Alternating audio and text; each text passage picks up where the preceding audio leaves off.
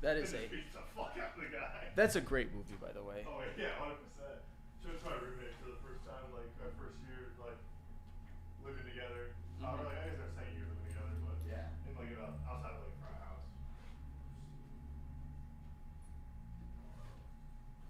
Yeah, it's so good. I was kind of pissed. I like didn't realize I'd like seen it before. Yeah. Without like seeing it. Yeah, I like jumped into it and it was in when Queen dies. Oh yeah. So like when I like got to that point in the movie, I was like, oh fuck, I know what happened. Yeah. I kind of like Quentin Tarantino myself when I watched the end before I got to see the whole movie. But 8 o'clock, butts and seats. When we have time, I have a funny story about taking too much LSD and watching Glorious Bastards. Yeah. Yeah, shoot, I was about to say, like, me and Justin.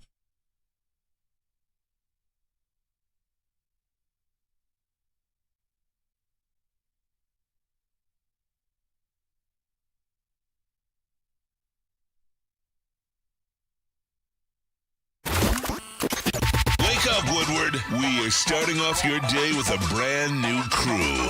Meet Broder. I can't control my arms sometimes. My limbs are just kind of flying. Detroit Kool-Aid. Fired up! Y'all got Kool-Aid. I'm fired up! But with the Wake Up Woodward crew, he's actually a part of the family. Flannel Sam. Ask me about my wiener! Okay.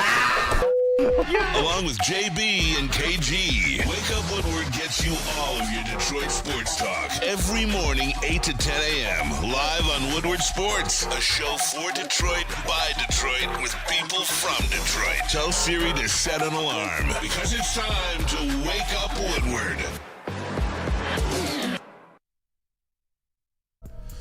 What up, dope people? Thank you guys for choosing to kick off this day with Wake Up Woodward. It's the Woo Crew. You know what, man? April in the D is full in effect, getting that much closer to NFL draft and, bro, one of the most meaningful Detroit Pistons playoff games in over 17 years. This your boy Brandon Den, a.k.a. Detroit Kool-Aid, your credential Pistons reporter and writer for the network. Flannel Sam, the vet of the squad, the vet of the network, Red Wings correspondent, all ball knower. What up, though, this fine morning?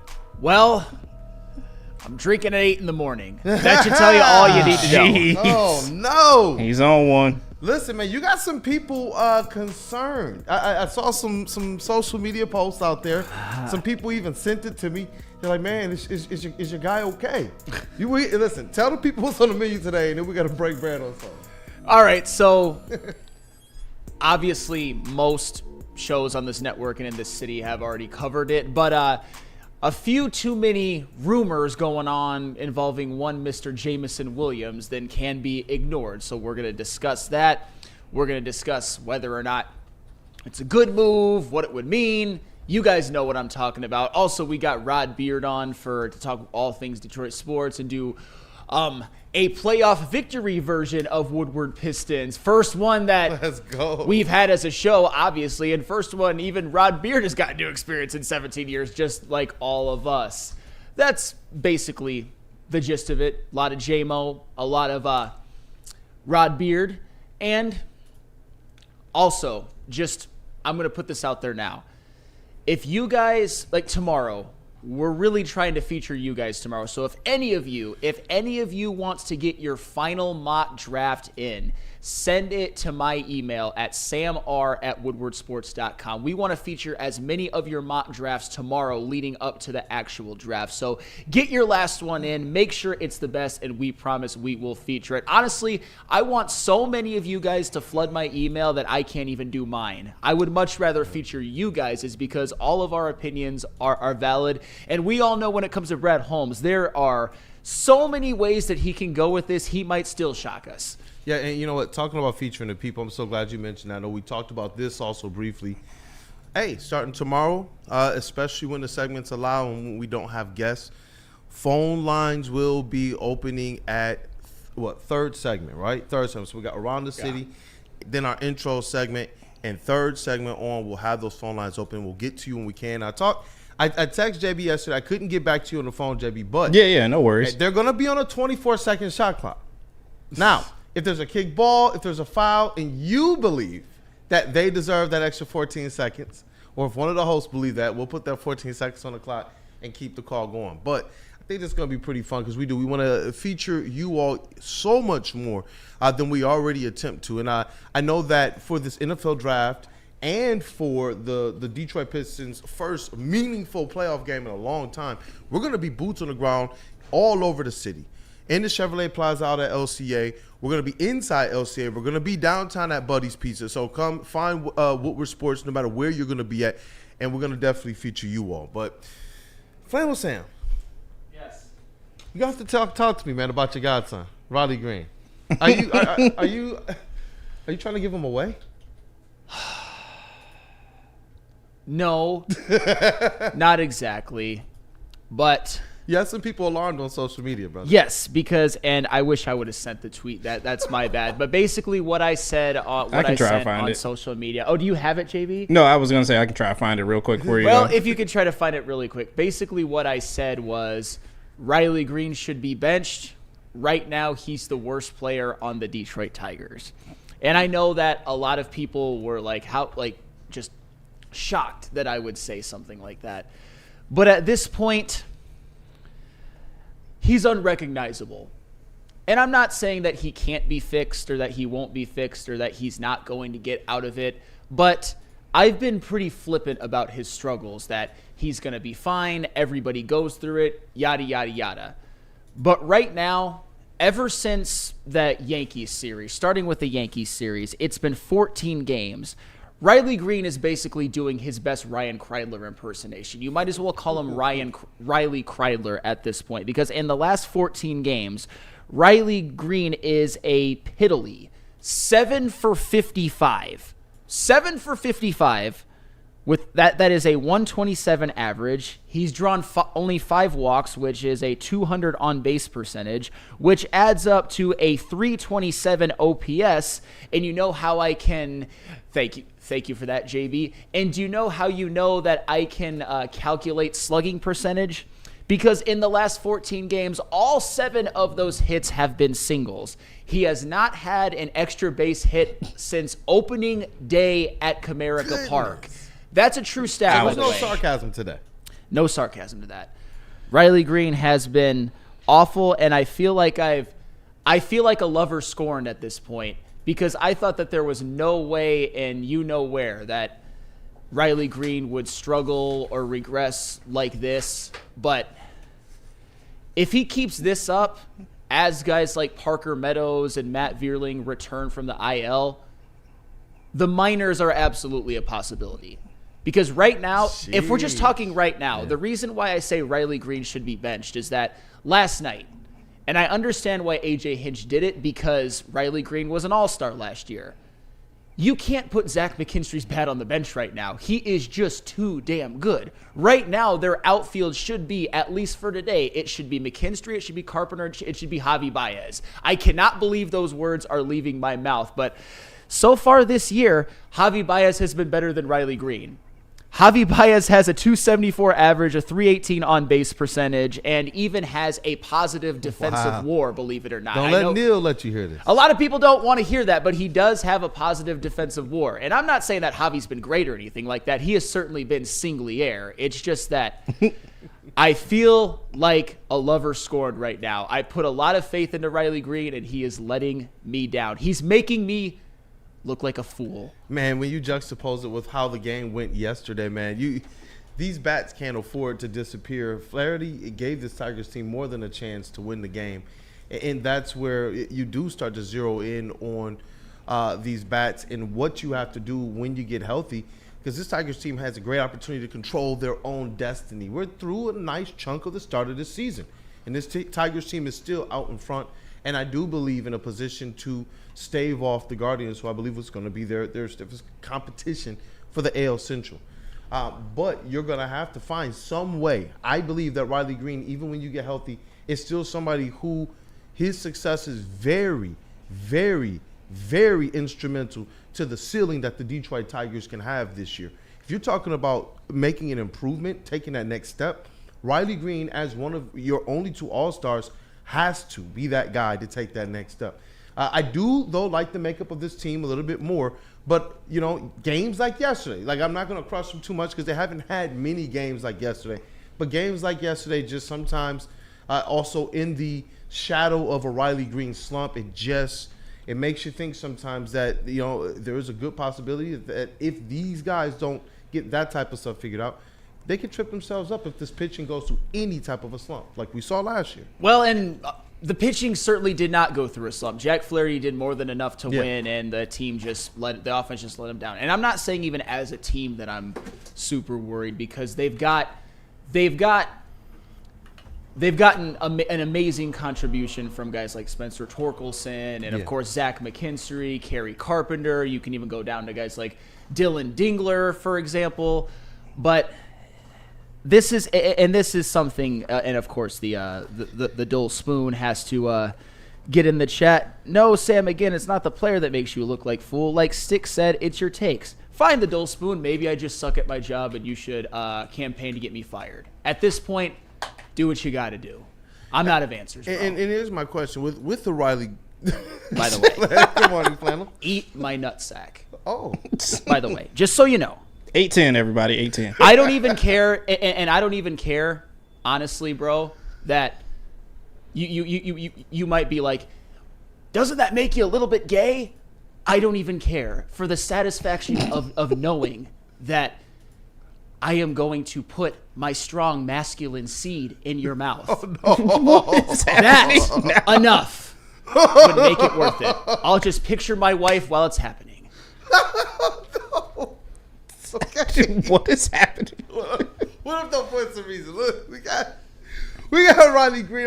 I do wonder if how much of last night was systematic to the pitching that they were facing because the entire team got put into a and to be fair, Nick lunchbox. Pivetta is having a heck of a year right now. It's April. He's an NL Cy Young candidate. He's been the Padres' best pitcher. I mean, we can talk about Tatis. We can talk, but one of the biggest reasons why the Padres are where they are is because of someone like Nick Pivetta. And today, 2 hits. Yeah, and today, the Tigers do have a more advantageous matchup against a lefty who hasn't really been very good. But then again, this is why I say, at least for today, I probably would put Riley Green on the bench because he has not hit lefties. Believe it or not, the guy who we thought couldn't hit lefties in Kerry Carpenter has better numbers across the board against lefties than Riley Green. So for this game, I think it would be malfeasance to throw Riley Green out there. You got to throw Carpenter, McKinstry, and Javi.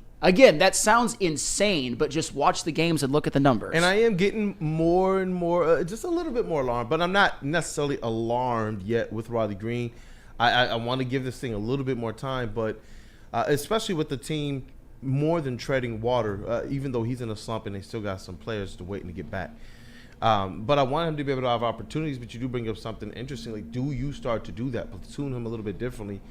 Try and put him in those situations that cater best to him, the pitchers that he's generally the best at, the matchups that he's generally the best at before you consider sending him down to the minors if this streak continues. Well, the minors is very extreme. I'm not saying do it tomorrow or anything like that. It's just basically, here's the gist of what I'm saying.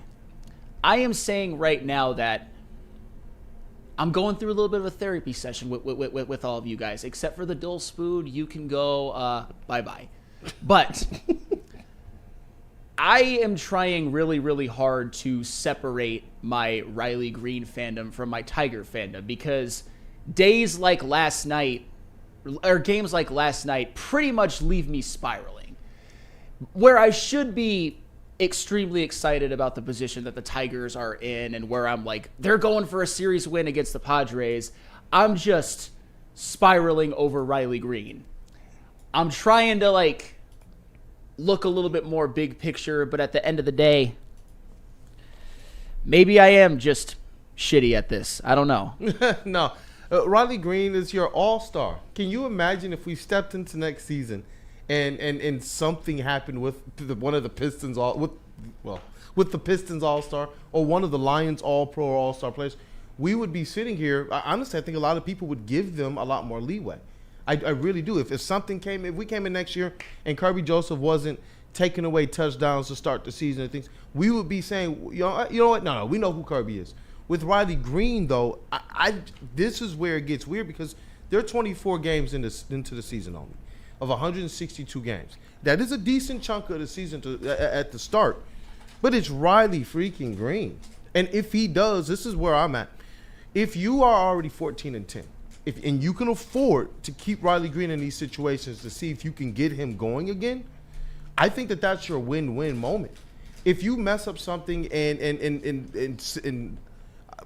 to me, I believe you continue this pace. If it starts to affect the Detroit Tigers leading the division, if it starts to affect the Detroit Tigers winning games and winning series, that's where I start to get a little bit more concerned and worried about the effect that a Riley Green is having on the Detroit Tigers, like his slump. Mm-hmm. I believe the more that you can put him in these situations to go out there and have the day like we saw him have just the other day when we thought, hey, there you go. Then I do believe you're putting yourself in a better position to succeed. This team was able to climb from the cellar to the top last year in just a half of a season, really less than half of the season. So baseball can flip really quickly because we know it's a fickle sport. I believe that you have a lot more to play with as it relates to waiting for the time before you have to make any meaningful judgments about Riley Green. I think this is just let's get warm, let's get the summer, and then let's get back to seeing Riley Green being who we know Riley Green is. And I think they've afforded themselves the opportunity to go through this. I mean, look, bro, they're 14-10. They're at the top of the division. If you would have told us, like, think about it. We do this a lot. We go back to the beginning of the season. You're telling me he's going through a major slump, and we're missing some of the players we are, and some of the guys we brought in to actually be like the injury replacements are injured too. I wouldn't believe necessarily that we're at the top of the AL Central with a good chance to win a division against the Padres. No, I get it, man. I get it that in the totality of everything, Riley Green's slump hasn't really affected the team, and I think that Hoof-Hearted actually is actually saying more of what I'm saying. Riley needs a few days off to reset his brain, let him sit. We all need it at times. And that's really my thing. It's not that Riley Green is slumping. It's just that I'll give you an example. Last night, first at bat, works a 2-0 count, gets a fastball right down the middle, swings right through it. What I'm seeing a lot of with Riley Green this year is what we saw from Spencer Torkelson last year, to where he wasn't doing anything with mistakes. We all talked about how Spencer Torkelson would just like pop up Torkelson or whatever. And obviously we know what happened to him. It continued in the month of May and he got sent down in June. Fortunately for him, it seems to have worked because he was better when he came back, and obviously he's having an all-star caliber season this year. So we don't necessarily know. So, but all I know is that the numbers are getting alarming. The on-base percentage is at 265 now, which to me is as concerning as anything because he's not even taking walks. Mm-hmm. I mean, here. If you want a couple of more numbers before we get to the Jameson Williams stuff, the only players with a lower on-base percentage than him on the Detroit Tigers, and one of them isn't even on the team anymore, are Andy Ibanez and Ryan Kreidler. And Ibanez, for the record, has a higher OPS. Other than Riley Green, the only three other players on the Tigers that have a negative wins above replacement are Justin Henry Malloy, Ryan Kreidler, and Colt Keith. And with Kreidler, we know he's the worst baseball player we've all ever seen. We all acknowledge that. But with Colt Keith and Justin Henry Malloy, what their issue is that they're both hitting under 200, although they're getting on base at a pretty high clip. They're both under 200 hitters, and they're both notably really, really bad defenders. That's not company that you want to keep. And as much as we say he was an all-star last year, he was great last year, and I will always say that. He wasn't good last year, he was great. Baseball is just has a way of humbling damn near everybody. And sometimes you're just in a slump, but it's continued so much to where I am genuinely worried. I keep thinking, like, how much different would it be this morning? Even if they lost, but if Riley Green would have been able to just pop that out to center field, get through the gap, and Torres scores in the first. Like, I just wonder how much different it is, because that's when we talk about baseball being a fickle sport. That's the real thin line right there. And he got a great opportunity in the first, and that's where you need your guys like Riley Green to step up. Last night, to me, is the difference. I believe more times than not, you're going to get the Tigers team that's going out there and getting you about 8 hits and 4 runs a game. In the games like this, where you know you're going to go out there and face a dynamic pitcher, that's where you do need your bats like Riley Green to step up and be the difference makers. And he had an opportunity in the game that had limited hits. Torres got the walk in front of him, and he had the opportunity to make something happen. And that's more or less what I want to see him taking advantage of. We understand how much the leaving left on base and runners in scoring position, we understand how much this has plagued the Detroit Tigers over the years. It's amazing that this year we are seeing the offensive output that we are. But when I see these types of things, sometimes it just makes me shudder when I think back to last year and the first half of the season. And when the Detroit Tigers started to ail some of this, it wasn't even like they figured it out. They were much better post All-Star. But why did Riley Green become an All-Star? Because he was coming through in these types of situations that we saw in the bottom of the first. And that's where I really, really, really hope and we can see Riley Green get back to being that guy, where if you know you put somebody on in front of him, you're going to pay for that mistake. Yeah, he was the team leader in RBIs last year, so he came through a lot more than I think he gets credit for last year. And I think we can put a bow on this. Philippines on Demand. Sam, take a shower, cut and comb your hair. Well, Philippines on Demand. I'll tell you what. I get to pretty much make sweet, sweet love to my beautiful life anytime that I want. Show me your girl. Show me your girl. The only woman that matters is the one that thinks I'm the sexiest man on earth. So you can do the same thing as the dull spoon, and it will give me great pleasure knowing that you are putting my penis in your mouth. He also can't cut his hair until Riley Green hits a home run.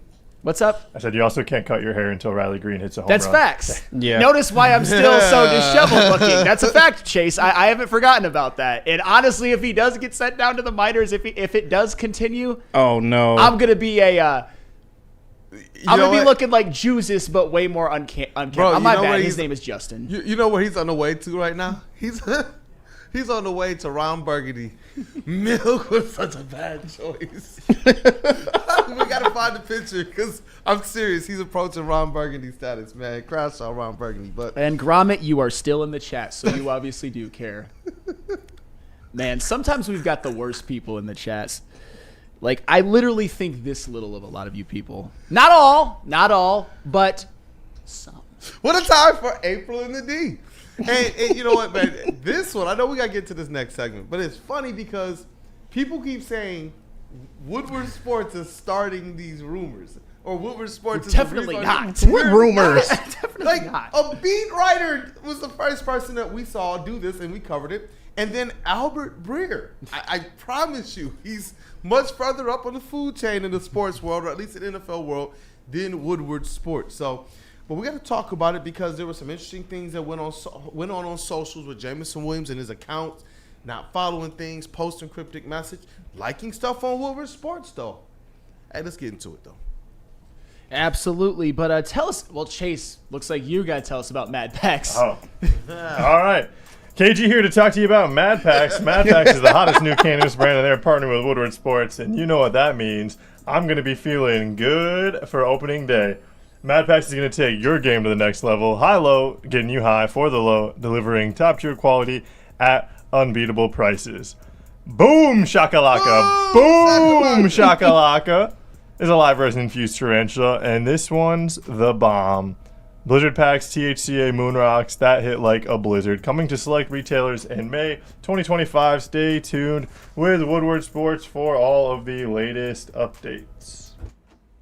Feldman Chevrolet, Michigan's #1 Chevy dealer, is kicking off the game with the best prices on all cars, trucks, and SUVs, like this 2024 Silverado for just $296 a month, or this 2025 Equinox for as low as $371 a month. Our locations in Novi, Highland, New Hudson, Livonia, and Lansing means we have the perfect Chevy right in your backyard. Get the home team advantage every day at Feldman Chevrolet, Michigan's #1 Chevy dealer. Big injuries? Big news. Twice a week, Dr. Jeff Pierce from Michigan Sports and Spine joins Woodward Sports Network for the Injury Insider Report. Big D Energy Tuesdays at noon, and Ermanni and Edwards with Maz Thursdays at 3:30. Get expert analysis and in-depth breakdowns on the latest sports injuries from the man trusted by top athletes in the community, like D-Mac. Whether it's the Lions, Pistons, Tigers, or Red Wings, Dr. Pierce talks us through it all. Don't miss the Injury Insider Report with Dr. Jeff Pierce, your go-to source for understanding the impact of injuries on the games and players we love. Only on Woodward Sports Network. Scan the QR code on the screen or go to MichiganSportsandSpine.com to see if Dr. Jeff Pierce can help you.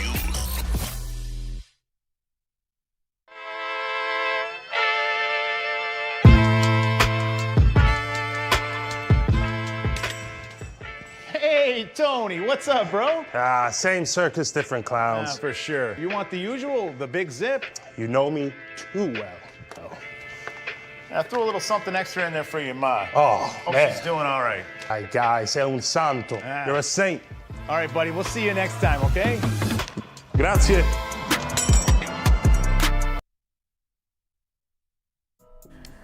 Caesar Sportsbook, the official sportsbook of us here at Woodward Sports. Do yourself a favor, scan the QR code on screen, use code word Woodward1000. You can deposit up to $1,000, but all you have to do is place a minimum of a $20 bet, and if it doesn't hit, they will throw it right back into your account with no questions asked. Scan that QR code on screen, use code word Woodward1000, and you know what? Make some money tonight. Make some money. You found it. It was a bad choice. It was a bad choice. Hey, shout out to one of the greatest movies of all time, Anchorman, and the legend Ron Burgundy. But we got to talk about these reports that have been circulating and percolating. Shout out Freddie Felt for a long time now. For about, 2-3 weeks, you want to say? We covered this when Mike Payton of A to Z Sports first put out a report, and he is a credentialed Lions beat reporter, that it's a potential the Lions trade Jameson Williams on draft day. And we covered it. We gave our opinions on it. We all think it is crazy. I don't believe it should happen. I believe that J-Mo is a game changer who has another level to go. I really do. With this, his ceiling, I don't believe is reached at all. But then it doesn't die down. Now you have Albert Breer with some interesting things to say as well. Well, yeah, and My man flannels on one dog. no. I'm sorry. That was not professional. But no, Albert Breer. He's a big name in NFL circles, and he reported that there's rumblings, at least in NFL circles, that Jameson Williams at least is a possibility as somebody who could be traded by the Detroit Lions. And honestly, and just for some context, the deadline to pick up a fifth-year option is May 1st. So a lot can happen between now and the draft and then a couple days after that, because I don't think that in a perfect world anybody wants to trade J-Mo, but I don't know what is going through the mind of the Lions front office or even Brad Holmes, because in my opinion, and I've said this, as somebody who has been branded as the face of J-Mo hate, probably in all of Detroit sports media, I don't want Jameson Williams traded. I think that it would be much more advantageous for the Lions to just, this year he's making no money, pick up his fifth-year option, which is more money but not crazy amount, and just go for it in these next couple of years while you've got so many other great players on rookie contracts like Jahmyr Gibbs, like Jack Campbell, like Brian Branch, like Sam Laporta. And just, this is a time where you really have the window. And to me, Jameson Williams will play a big factor in whether or not the Lions make the Super Bowl and win it this year.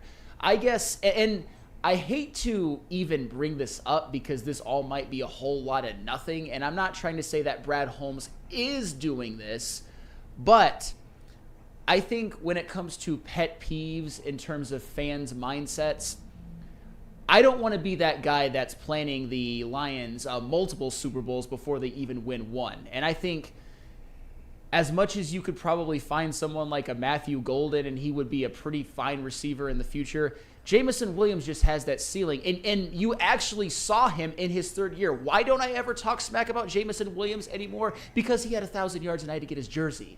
And next year, hopefully there's no suspensions. Hopefully he's even better than what we've seen him. And if Jameson Williams is better than what we've seen, then you've really got yourself like a 1 and 1A or a 1A and 1B in terms of having arguably the best receiving duo in the NFL. So Jameson Williams, in my opinion, as the J-Mo hater, trading him should not even be a thought in Brad Holmes' mind. Yeah, that's where I'm at right now. I do believe that there's another level for him. You saw what happened when he gets a full off season, when he's able to lock in with Jared Goff, when Teddy Bridgewater got here and was able to mentor him, and he talked about how much this helped as well. Even when I look at some of our guys, that Cade Cunningham stepped into that next level that a lot of people didn't know if he had. Obviously, we were locked in at the ground level, but what helped him get there? It was an aspect of him being able to have a full off season to train. It was him having an aspect to get used to what the NFL was like. It was him finally getting the right aspect of development around him. When they got Jared Jack here, that started to really help Cade Cunningham's development. When they got Teddy Bridgewater with J-Mo, we see that really started to help his development. And then when you put it all together, the full offseason, locking in with Jared Goff, you getting the people around you that can really help you understand this game that much more. And not just the game, they kept talking about Woodward. Growing up. Now you have a full cast of people around you because you're outside of your base. In college, you got a nice circle around you to help you. At home, you got a nice circle of people to help you. Here, still as a young dude, he just needed some people to help him, and the Lions confirmed that. And when they got all of that support system right around J-Mo, we saw this guy go from what some people thought was pedestrian to one of the league's best game breakers, and I do believe going into next season, there is more for J-Mo at the top. He's a player that rides on not just his skill and his talent, but also his confidence. And as we saw J-Mo do more, we saw J-Mo get more opportunities and come through. That's where I do believe if you obviously you go out there, I believe you give this year with J-Mo. You see exactly 100%. how far he pushes his value, and if he proves to be one of those special game-breaking wide receivers, not just wide receiver, who, okay, can we find somebody to go out there and try and catch some passes and stretch the field? Yes. Jameson Williams does so much more than that, though, and the defense has to keep an eye on him. The defense has to be honest to him, and I do believe it opens up so much, especially when you're talking J-Mo on the outside, Amon-Ra across the middle of the field, and a play-action pass with Jahmyr Gibbs out the backfield. Your defense has to make it. The Bears, think about when we were playing the Bears in their stadium last year and the long pass out to Jameson Williams. It was off of a play just like that. And that's where in the safety bit on the play action. And J-Mo was fast enough that even if you make a mistake sometimes, he's going out there and he has the opportunity to effectively minimize all of that. And that's where I'm like, well, you know what? If he's flashing this stuff right now, just at the cusp of them saying he's figuring it out, I do believe there's so much more for the Lions to get out of J-Mo. Well, I was going to say, would anybody be shocked if, and this is obviously barring him staying healthy, knock on wood, if next season Jameson Williams had a stat line of 70 receptions, at least 1,250 yards, and at least 10 touchdowns? Would anybody be shocked at that? No. If he does that, assuming everything else is humming at least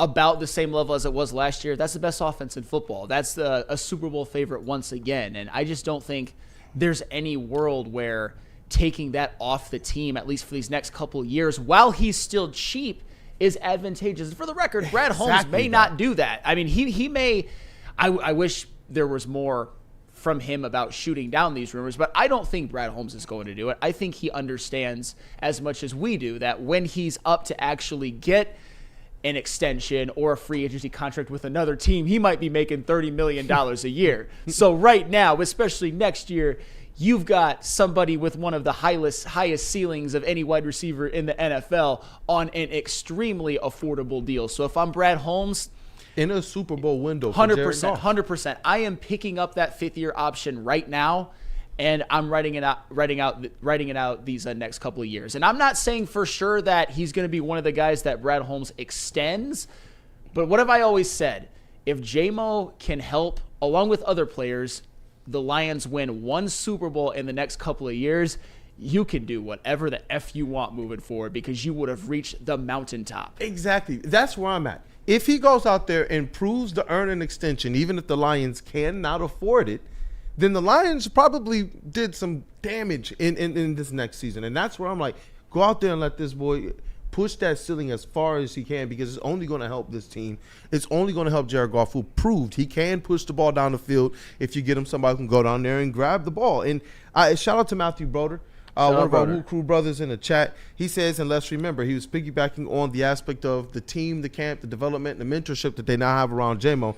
He says, and remember, he has a new wide receiver coach in Scotty Montgomery. Talk about the perfect mentor for him on and off the field. Well, and that's where, as much as I'm not as big of like a culture guy as some. Clearly. I'm more right. Everybody knows that. I'm KG, more you of weren't like here for the what first you can part. do on the field.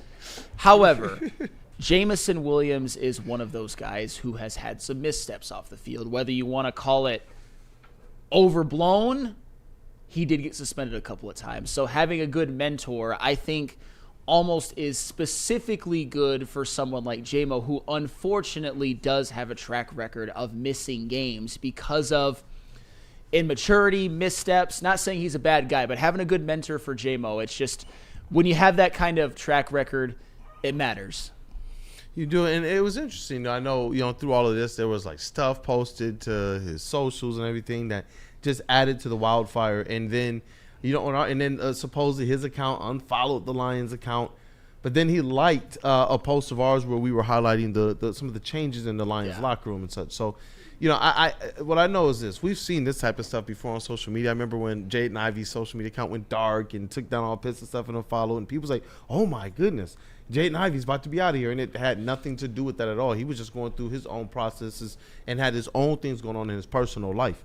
The one thing that I love about this situation is that at least the player in Jameson Williams has consistently stated his love for the city and has supported the city, has gone out there and worked to get better rather than to cave and to crater to a lot of the negative slants that a lot of people had towards him and some stereotypes, if we want to be honest. And that, to me, is all you can ask out of Jameson Williams. He stepped up, and like you said, you're like, bro, I had to get his jersey. So it's like, I want to see him out here. Gladly got his jersey. And that's the thing. And especially as he's turning people who they believe he has the talent, but they're wondering, does he have it up here? And does he have that will to get there? What I saw of him to fight to get to where we saw last year is something that I commend and something I'm hoping is ultimately rewarded. Because that's the precipice of the things that you hear from a Brad Holmes as it relates to other types of guys that you want to draft and that you want to be able to reward and that we want to take care of our guys, even though I know you can't take care of everybody. Yep. So I see Eric Allen, too, in the chat. Shout out Eric Allen. Shout out to you guys, chat family. Smash that like button if you haven't gotten the opportunity to, and hit that subscribe button, too. Eric Allen, I just don't understand trading J-Mo now after he finally broke out last season and going through the growing pains in his first 2 seasons, only to trade him away. They're picking up his option. Well, and that's the thing. And I don't want to sound like I'm copying takes because shout out to the flagship, by the way. Mike Valeni is singing a very similar tune to what I am. It's that if the Lions do trade Jameson Williams, I'm not saying that the Lions can't win the Super Bowl next year. I'm not saying that they won't win the Super Bowl next year. But what that would tell me, and I agree with Valeni almost 100% on this one, is that they're trying to plan their second parade before they even get their first. I don't give a damn about extensions or anything like that. All I know is that I have Jameson Williams if I'm the Lions for 2 more years cheap. Am I positive that he's somebody that's going to get extended? Absolutely not. But am I positive that he's somebody who can help the Lions win the next couple of years? 100%. Let me just ask you this. If the Lions don't win one Super Bowl in the next couple of years, is that a failure? Yes. Yeah. Absolutely. So what are we even talking about? Absolutely. What up, though, KG? Nah, I mean, it just makes total sense. What Sam is saying, I've been saying over the last couple of weeks, it really makes no sense to devoid your team of talent, especially a talent of J-Mo's caliber, somebody that can literally flip a game at the drop of a dime. It makes no sense to do that while you're in a Super Bowl window. Whatever happens with J-Mo down the line is what's going to happen, and we're cool with that. We may be able to afford them. We may not. Things change year to year. The cap is going to continue to go up. There's going to be some players that we think will be on this team in 2 years that won't be. So there will be money available. It's just, are they willing to pay J-Mo the type of wide receiver money that he could possibly make? We're talking maybe around $30 to $35 million per if he goes out there the next 2 years and really just kills it like we expect him to. Like Sam said, he could do 1,200 easily. He might get up to 14, all pro selection. Then what? You know, so but while you have him in the building, you have to keep him. It might come down to a situation where you get to the end of it, not be able to trade for anyone. You might just have to let him walk, and that's okay. You'll get a compensatory pick, and we move on. Like, this is just life in the NFL. You're not going to be able to keep every single person. We think they will be because of the way Brad Holmes operates, but we just don't know. But we don't have to worry about that right now. Let's cross that bridge when we come to it. Definitely. Shout out JB there for that. Shit. That's the worst angle of me ever. Well, KG, I guess but the people get KG. If the people want KG, the people get KG. I guess, man. Nah, but I see Terrell Lamar. He says, "Why are we talking about trading J-Mo?" Brad Holmes didn't say anything about J-Mo being traded because it's been official reports from literally reporters everybody inside the room, and then it started to spread to the national reporters like Sports Illustrated's Albert Breer. They're stating that people close to Lions circles are giving them some of this information. People close to the situation. That's why, and it's draft day tomorrow. That's why we're going to talk about the most relevant information. This has been more relevant than even what people are talking about what their draft pick might be. Usually, by this time, we're hearing who the Lions are interested in. Yeah. I haven't even heard that news, really. This is the news that national and local people have put out there and has kind of taken off to a degree. And then obviously it reaches some type of a, some type of a peak with what was going on social media. I see some people as well wondering, how much of this could be posturing. And I believe Brad Holmes during these draft seasons, none of us know what he's going to do. We all have our theories, and we even have things that we think are trends. And even some of the reports, we go in and we realize, man, those couldn't have been further from what actually went down. Right. Like, there's been players that they drafted, players they traded up for, that they didn't even really show a lot of interest in throughout the draft process. And so that's where, we talk about the reports, but ultimately, if I had to make my call, I don't believe that Brad Holmes does anything other than let J-Mo play out his time here. And listen, we heard it from the man himself. When he speaks, you need to fucking listen. It just is what it is. He came out. He wouldn't have shared that information at the owners' meeting saying that they do kind of plan to utilize his fifth-year option. He wouldn't just come out and say that if it wasn't true. So I'm going from the man himself. If anything changes from that, then we'll address that when that happens. But as far as like an NFL writer, no offense to him, he's very accomplished, coming out and saying that some NFL circles are talking. Well, sure, I'm sure they're talking, but it is what it is. I don't think Brad Holmes is trying to do that right now. And before I go, JB, do you mind pinning my last message in the chat to the top about your mock drafts tomorrow? I feel like it's Ben Johnson doing this. It's Ben Johnson doing it. Spreading But info. I actually have a couple of comments I want to read from people I have adversarial relationships with, and this isn't even about to be anything bad. I think we can have a discussion. Lions offense was top 5 without J-Mo. Lions need a better defense, and you need the money to do it. And here's what I would say. Keep building your defense with J-Mo there for 2 more years, and then cross that bridge when we get there. But Skydog, where's that last? And even though the offense was top 5, J-Mo still took it to another level. Like, you can't display that. Yep, you got one from Skydog. I got one. Go ahead. Well, no, Steve-O Baby, I think asked a pretty cool question here. Honestly, he said, shout out Steve-O Baby. Yeah, shout out Steve-O Baby. He says, but Brad Holmes also said to get your popcorn ready. He believed that also contributed to some of like having this thing blossom or blow up the way it has. But he asked us this. What does that mean to everyone when Brad Holmes does say get your popcorn ready? I think that means possible trade up. Trade. That's what I thought, either trade up or trade back. Yeah. Two. You know what I think it means? Talk to me. Uh-oh, here you go. Boy. No, it isn't bad. And this is actually, all right, I'm not going to go here. I'll just say this. Brad Holmes is sick of all of us. Yes, Brad he is. Holmes Very thinks much that so. we have the IQ of 0. He does. Yeah. You can hear it when we read and between that's the lines. part of what makes me think he's a little bit of a douche, but also a great GM. Sorry to say, but that's fine. He is. That's fine. But also, to me, that's just a figure of speech. When you talk about the movie reference that he made, movies and popcorn go together. He's just basically saying, why are you guys speculating?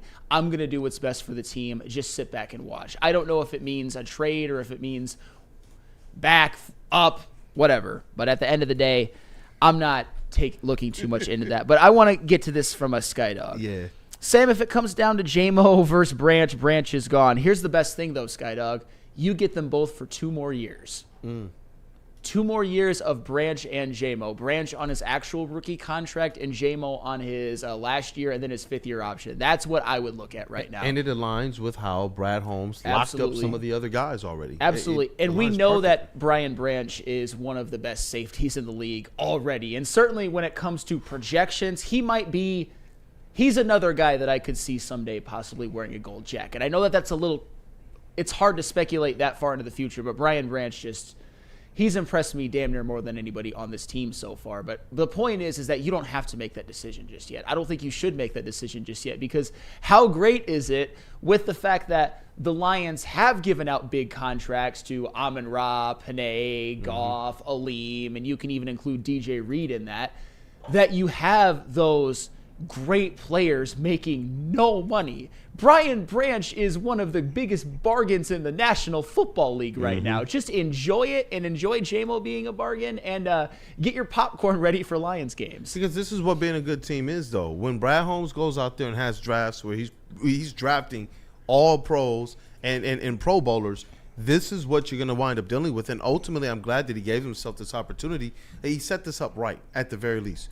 You got a couple more years. So we can say that they've already had a couple years where you could say a Super Bowl window was open. And they still have a couple more of those, and everything contractually aligns. So whatever cream rises to the top, you're going to understand exactly where to go from there. And I believe that Brad Holmes, by locking up the other guys, your Amon-Ra, your Panays, giving Jared Goff that contract, it puts him in a good position to keep that long-term window open of at least playoff contenders with a chance to bust through for that Super Bowl opportunity. All right, and I can't believe I have to do this, but just to get clarification from everybody, is anybody in this room in favor of trading J-Mo? No. There's no deal. No. You don't need to acquire draft picks at this point. There's no player that can really supplement what J-Mo does. I'm good. No, absolutely not. I do not think that there is any way that we will be sitting here trading J-Mo. That's your godson, huh? That's my godson. And honestly, this is completely honest with me.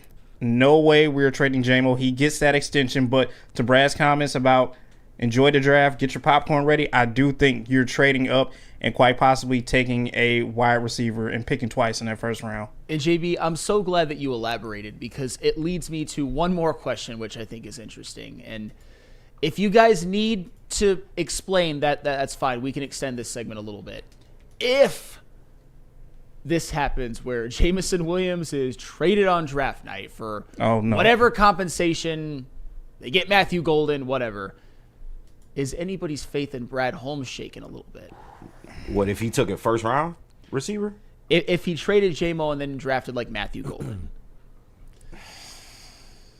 I wouldn't. Tough. I'm not going. You'd have to wait and see. He's earned that from me, at least, is all right, I'm going to wait and see, because when he drafted Jameson Williams, there was some hesitancy from a lot of people, and we see now we're all sitting here saying, whoa, we actually want him here.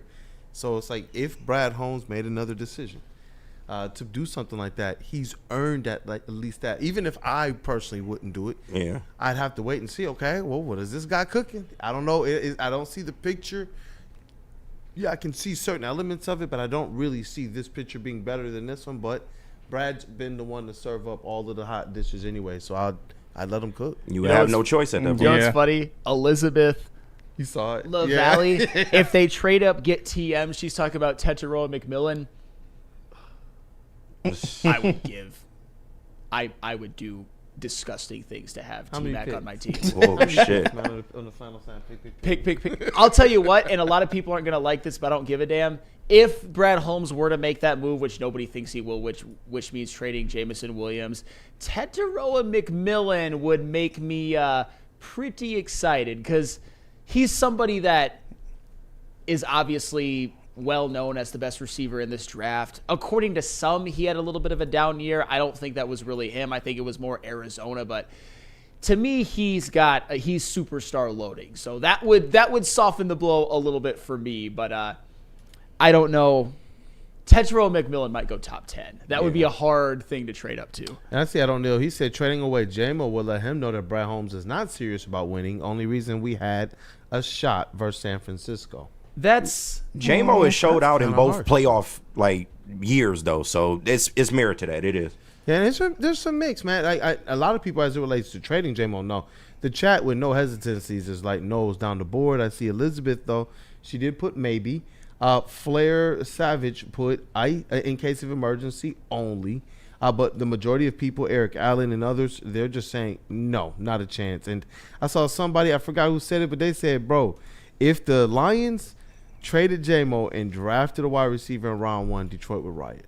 I forgot who. No, put that Detroit in the chat. would riot. Sorry for not shouting you out. And we would be okay to ask questions at that point. 100%. Because why would you take an established NFL talent, somebody that's one of the best at their position? Why would you do that in favor of a rookie at this point?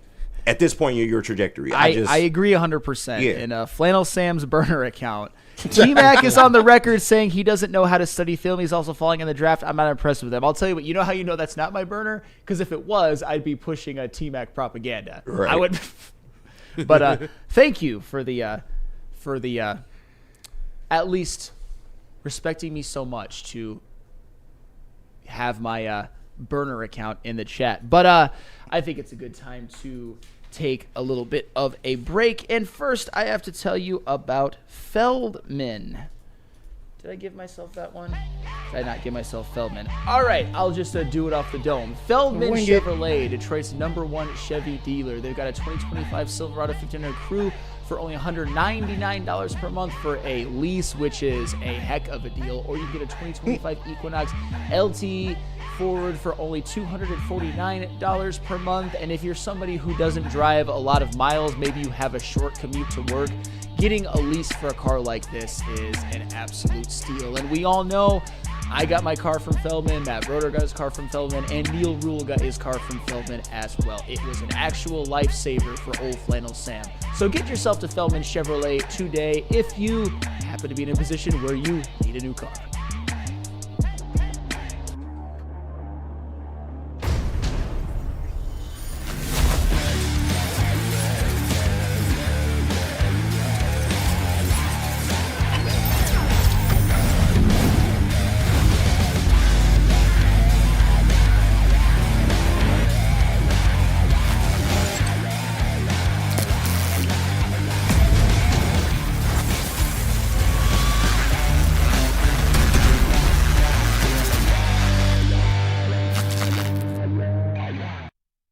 Woodwardsports.com and click on Shop. Get the latest in Detroit sports apparel and exclusive Woodward Sports gear. Woodwardsports.com can get the whole team outfitted. Love the Pistons, Red Wings, and Tigers? We got something for you, too. Shop online at woodwardsports.com.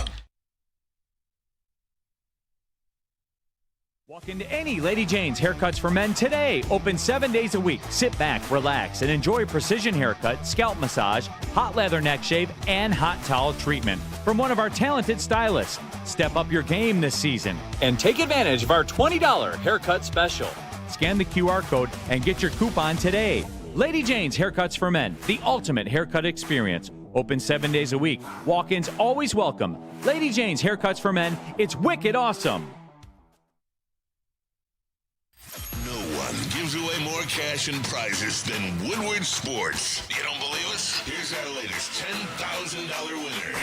You know, you guys posted, hey, if you guess all this stuff right, we'll give it's $10,000. I'm like, okay, well, why the hell not? And the winning doesn't stop there. How about our Outkick Your Coverage winner? I think you won. We got Tully, everybody. This guy's got a hot girl. Bigger prizes, bigger giveaways, cash, merch, tickets, and more. All from the biggest sports network in Detroit.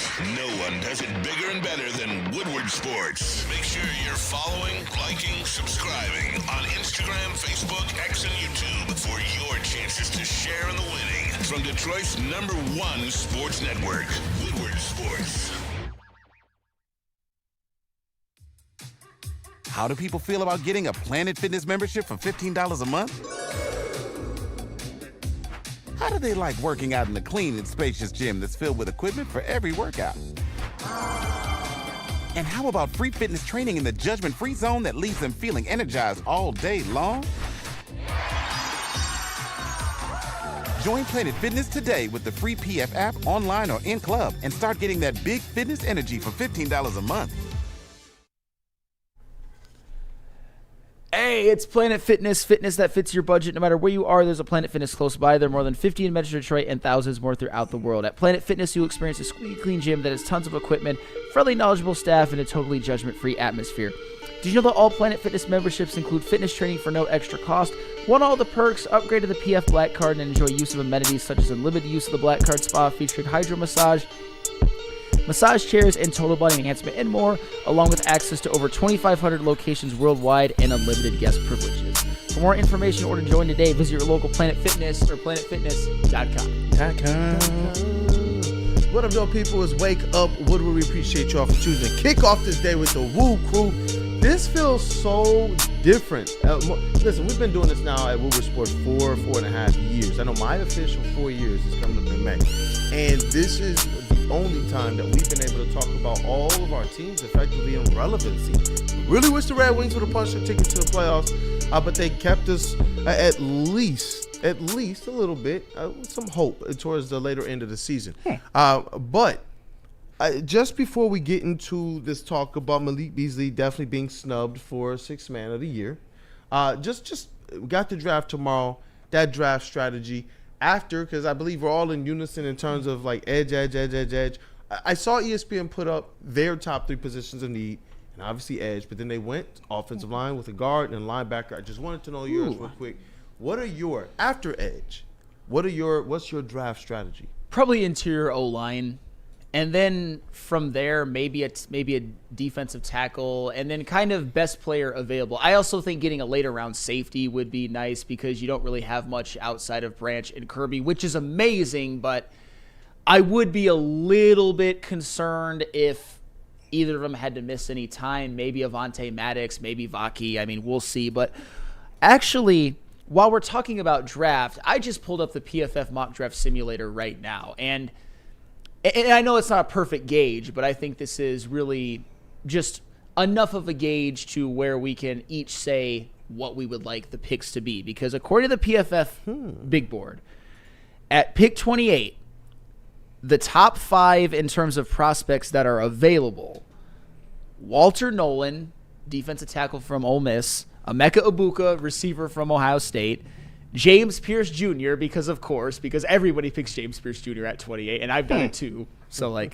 that's fair. Matthew Golden, another one, there's been rumblings, and Gray Zabel. So, again, to repeat, Walter Knowlton, Emeka Egbuka, James Pierce, Matthew Golden, Gray Zabel. Emeka Egbuka's at 28 still? Yeah. Wow. Well, actually, since you're obviously seems like you're a president of the Emeka Egbuka fan club, would you do it at 28? JB? It's interesting, but I probably wouldn't do it if I didn't have already a second pick in the first round. So I would pass on that. I'm going for what this team needs first, so give me James Pierce Jr. out of that. But I would mull it over, I guess you could say. I see a couple people in the chat. I see Donkey Kong, Zabel, Ed O'Neill, Get Walter. And I think where I'm at is that I'm obviously a fan of James Pierce Jr. I know that there's a lot of rumblings about his character or lack of coachability or whatnot, but one thing that did not suffer is that he was a beast at Tennessee both years. His production never went down, whether it was counting stats, PFF metrics, and then you look at his combine, you look at his tape. James Pierce Jr. is as impressive as it gets. I think that he would have no problem coming right into the NFL in year one as a rookie, beating certain tackles just based off of his speed. Not saying the Penei Sewells of the world, but some tackles I think that James Pierce would be able to beat in year one, even with his so-called lack of refinement. If it were me, James Pierce Jr., I would take him, but also Walter Nolan at 28. That's a guy who has an opportunity to be, I think, the second best defensive tackle in this draft. I'm a big believer in Mason Graham. I think there's zero bust factor in Mason Graham. I think he's multiple all-pros loading. But other than that, Walter Nolan, if you get him at 28, he's listed in terms of the PFF big board as the 7th best prospect. That's intriguing as well. I know, Chase, you love yourself some beef in the trenches. How would you feel about Walter Nolan at 28? I'd have to do some more research on him just off the top of my head. I don't. Yeah. But yeah, I mean, definitely, like I said. He's nice though. I'm sorry, what'd you say, KG? No, I said he's nice though. Yeah, I recognize the name. Is he out of Ole Miss? Ole Miss, Yeah, yeah. okay, yeah. Yeah, I wouldn't mind it. Like I said, whatever Brad decides to do, I'm a big fan of just some beef in the middle, some big fat 300-pounders on either side of the offensive line, but starts in the middle. No, and Chase, I wasn't. I apologize if I put you on the spot. I'm more talking about your philosophy of just like beef in the trenches. Yeah. Oh yeah. 100%. That's just like I said. Like I think building a team, it starts inside out. Like you start snap the ball every line at the line of scrimmage, every play. So you got to try to win that battle, and then it all starts from there. If you Actually, a follow up.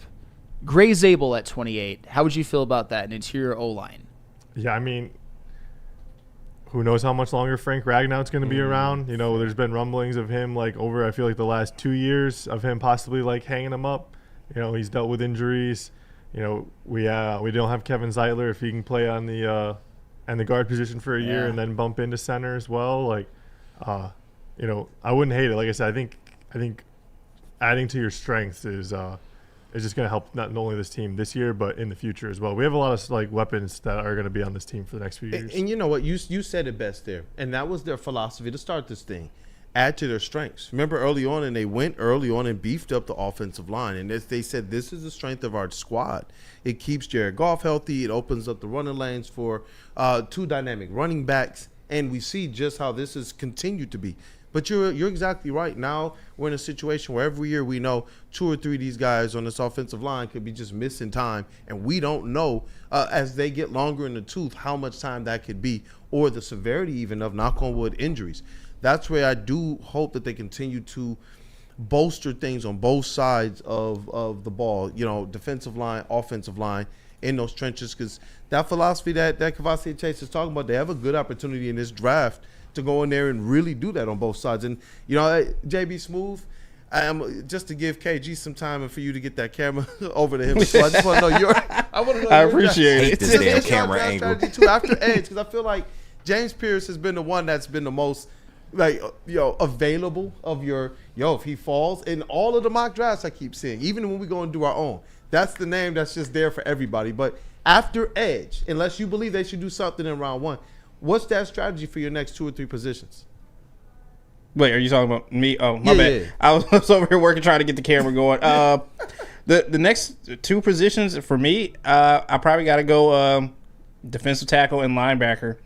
Just to my 2 spots. You've been preaching about the linebacker position for this whole offseason, so beef that up a little bit more as well, too. I think, Jack Campbell, his next year around, you don't know. You saw promises, and you're just hoping that, with some more talent in that room as well, too, they can compete. So give me those 2 positions. If you just got a talent at edge sitting there at 28, if James Pierce is there, dog, I'm sorry. I know, bro. It's an automatic pick. You gotta make that pick, bro. I would be sick, bro, if they passed on him. KG. I'm sorry, bro.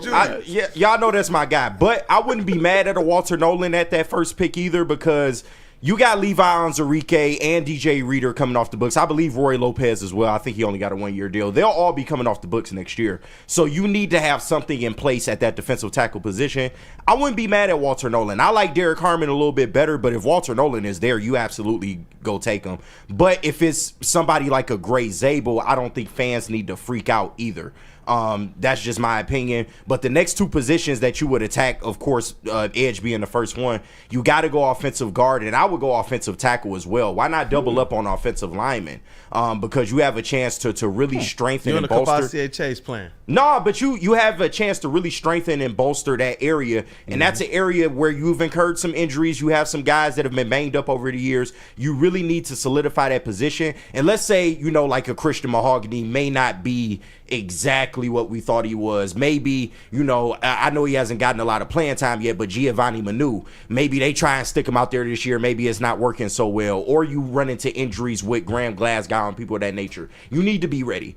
And I don't want to have to rely on somebody just on like a Coyote, for example. I would much rather you have some young talent that you're cultivating in the building, but that's where I would go, though. Well, and to kind of go to that, because I know you're with James Pierce. I'm obviously with James Pierce. I would take him in a heartbeat, but just from how we think Brad Holmes operates, he might be somebody who's off the board. Yeah. We never know. But All right, and this is where I'm not trying to accuse Brad Holmes of anything, but I've seen some behavior out of him that might lead me to believe that in the deepest, darkest depths of either his conscience or his subconscious, he feels this way. Everybody knows, and I'll compare it to me, everybody knows that I'm a huge Tiger fan, but Riley Green's my guy, which is why I was drinking at 8 in the morning. I'm heartsick. I'm heartbroken. He's doing me wrong right now, making me look like a fool. How hard would Brad Holmes' dick be if the Lions win the Super Bowl this year and Brad Holmes doesn't even address the edge rusher position? Is he... I'm not trying to think about how hard somebody is at 9 I'm in the morning, just bro. saying, though. I'm just but, not. like, I mean, it's a little early for is that. Brad Holmes operating at the Spite store? Shout out 97.1, by the way. Is he? I'm not saying that he's going to actively hurt the team, but wouldn't it make that a little extra sweet for him if you went Gray Zabel and then maybe a wide receiver and Marcus Davenport had a renaissance?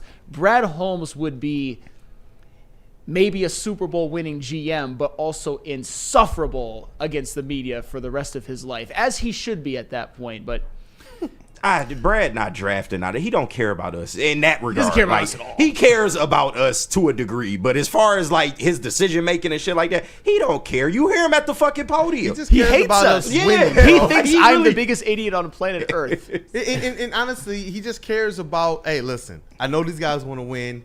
I'm not listening to you guys. I got the plan already. Right. I got that action. And you know what? I know he's not listening to Peter Schrager. Maybe he is. I see JB Smooth just sent I this sent over. you guys this over here. I don't know got to if- ask you this. What are you doing at 28? Do you know who he has the Detroit Lions taking? Who's Anybody he? want to take a guess? Well, I can. You see it? No, I didn't see it. Who's Yeah, it's Peter I Schrager. Come got on, man. you. I like Think Peter about Schrager. Jalen Milroe? What? Incorrect. No, I'm kidding. Will Johnson. Will Johnson. Will fucking Johnson. Nah, I'm good, man. That's not an Thank you for area of sending that over, need. JB. You don't need Will you Johnson. have a pretty good cornerback room. If you're gonna add, it would be somebody in later rounds, bro. You're not taking a Will Johnson for the first pick. I want you, like, I get it. We trust in Brad. But, man, if it was cornerback at pick 28. That means Guys, you just don't Hold give on, a how fuck does this about board TA. even shake out? That would show me you have no faith in TA. Well, But That's an interesting one because I was about to make a broad statement, but who's available? James Pierce was still on the board. James James Pierce was Stewart. still on the board. Shamar Shamar Stewart. yeah. What? Malachi Starks. Detroit and would riot. Maxwell Harrison. Yeah, right. nah, Shout bro. out Peter Schrager. What up, KG? That's crazy. That's 'cause no. He went to Michigan too, but fans would tear this shit to shreds, bro. Like Donovan I can't see Azaraku's available? yeah, I can't see that. Let me Yeah. see. No, What was his logic behind drafting fucking? ESPN. I don't know. Peter Schrager. Clickbait. That's probably. Yeah, it has to be, and I like Peter Schrager too. Come on, man. I Send mean, that to the social team, brother. Oh yeah, I will. Well, like, jeez, really? Like that shit don't make sense, bro. All Like, right. and this idea that he's just BPA, he's BPA within reason, y'all. He will do BPA in a position of need. He's not just gonna do BPA for the fuck of it. well, because he wasn't BPA in totality last year. They needed a corner. They went Yeah. up for a Terrion Arnold. Honestly, if the Lions took Will Johnson at 28, I would probably call my wife immediately and have to lay the pipe. I would be pretty happy. And I understand. Michigan slappy flannel. Will Johnson Baby, I'm coming home. is multiple all pros loading. Will Johnson is the absolute dictionary definition to a T of paralysis by analysis. Will Johnson had more pick sixes at Michigan than touchdowns allowed when targeted, for everybody who says he wasn't even good last year. Sam, What? talk. This your boy KG. Talk to me. We both Michigan fans. We don't need Will Johnson. We do need Will Johnson. Okay. I think lesser of Terrion than most, for the record. Jesus Christ, though. Oh, I'm just saying. JB, Bring him home. I need the voice of reason on this one, man. Will, look at his face. You know it, bro. I'm not doing this. JB, Michigan State through and through. He ain't doing that, man. Look, and I respect Will Johnson, completely amazing run at Michigan, but dude, I'm not doing this at 28. Seeing who else you have on the board as well Yeah, too. nah. Look, I know Brad doesn't care about what we think or who we think he should draft. But at the same time, you cannot be stupid on this one. I'm sorry. Just don't fumble this pick right here for Will Johnson just because it's a hometown guy. When he's multiple-time All-Pro, people say I'm a madman. I would do it. And Ed O'Neill did say, hey, look, if that's who Brad believes is the best player available, oh, well. Is that really where it's at? Man? Best corner. Ant-Man, the best corner available? Yeah. 313 is absolutely right. No, he's not better than DJ Reed. Yes, he is. No, he's absolutely. not. Day one, he's better than DJ Reed. He's a rookie. 100% he's better than DJ Reed. No. Will Johnson is as good of a prospect as Sauce Gardner was, and you can never change my mind. Just Will because Johnson he has more interceptions? No. Look at the coverage stats. Yeah. In the national championship season, he allowed a 30 passer rating when targeted. 30. I know last year it was a little bit down, but still. DJ Reed has done that at the NFL level. Not like Will Johnson would very be similar numbers. They're not the same, but very fucking similar. Will Johnson would be the best corner on the Detroit Lions day one. Fight me on it. I don't care if you guys call me a madman or whatnot, but DJ Reed, there's levels to this. You're not going DJ back-to-back corner first back-to-back years. Can we agree, though, that in a perfect world, DJ Reed is your cornerback too? I know people want to act like he's Revis coming to Detroit, and I get it. I love the signing for the record, but Will Johnson is going to be better than DJ Reed day one. If you want to bookmark this, if you want to come back to this later and say that I'm a dipshit, go on ahead. And me playing the slot, so you just benching your first round pick from last year? I don't give.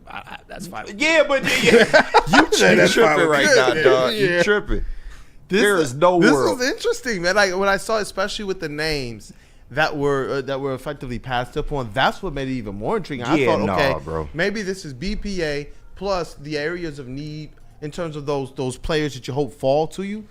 Maybe those guys aren't there. But when I looked, and I was like, okay, these are some of the names that you probably want to see on the Detroit Lions or have an opportunity to draft on draft night. And as much as I like Will Johnson, as much as I would love to see some, even some turnover buffs here on the Lions, that's why I'm just like, we've talked so much about getting that help alongside some aspect of help for Aiden Hutchinson in that pass rush. Does Will Johnson do enough for you in the secondary position? And it doesn't take away Brad's opportunity in the second round to either stay put and draft, trade up and draft, or to trade back and get more opportunities. If it's that deep and some of these players are falling down the draft board, at least in this mock, he does still have opportunity to beef up the trenches. It just is not going to be with maybe the high-impact players. I'm dead serious. If you have this opportunity, you go Will Johnson at 28, and then you go Josiah Stewart or Jared Ivey at 60, and you're fine. And then Willie Lampkin in the third. Willie Lampkin in the fourth. Absolutely. Willie Lampkin absolutely. Let's go, man. Hey, KG, man, you're just it just don't make sense to me though.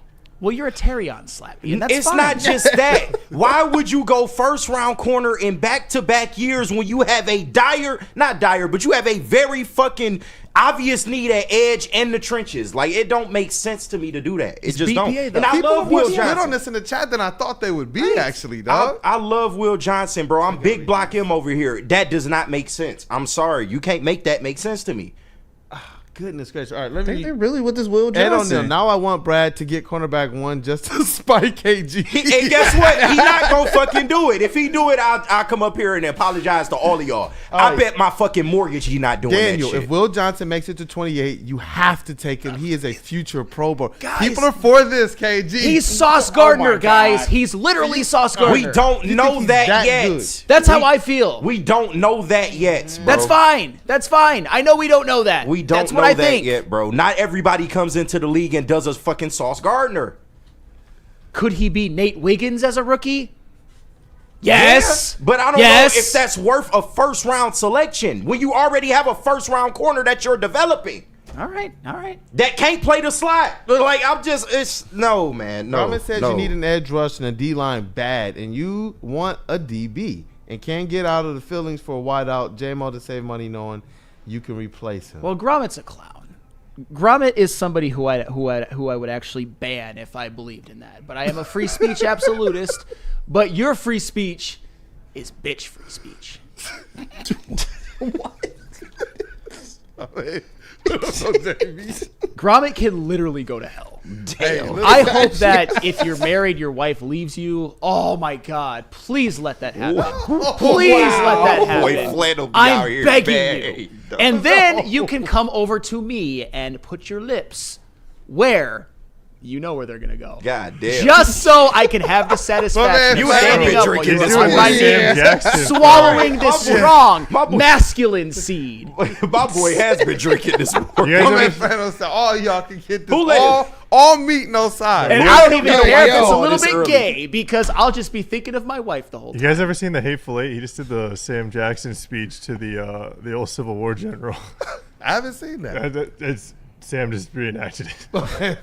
Ant-Man, shout out Ant-Man 313 in the chat. Shout out to you, Brody. But we need corners KG just as much as edge. No, we do That's not. actually not true. That is, That's bro, objectively the not corner true. position is probably the most loaded area on our team. Flannel is not saying that he wants Brad to just unobjectively go corner. You believe that Will Johnson is a game changer Absolutely. on defense. 100%. And I can understand that. Like I like Will. He was a game changer for Michigan. Like we know exactly what he can do. It's just goodness gracious. Like especially as a rookie, I'm just so ready for them to go and beef up the defensive line. And it's like if you do truly believe that guy steps in here day one and is absolutely the guy. You're telling me that he's stepping in day one and has a chance to not just be cornerback one, but potentially the best player in that secondary. I'll tell you one thing. Y'all think he the next Sauce Gardner? He better be if they were to draft him at pick 128 in this draft.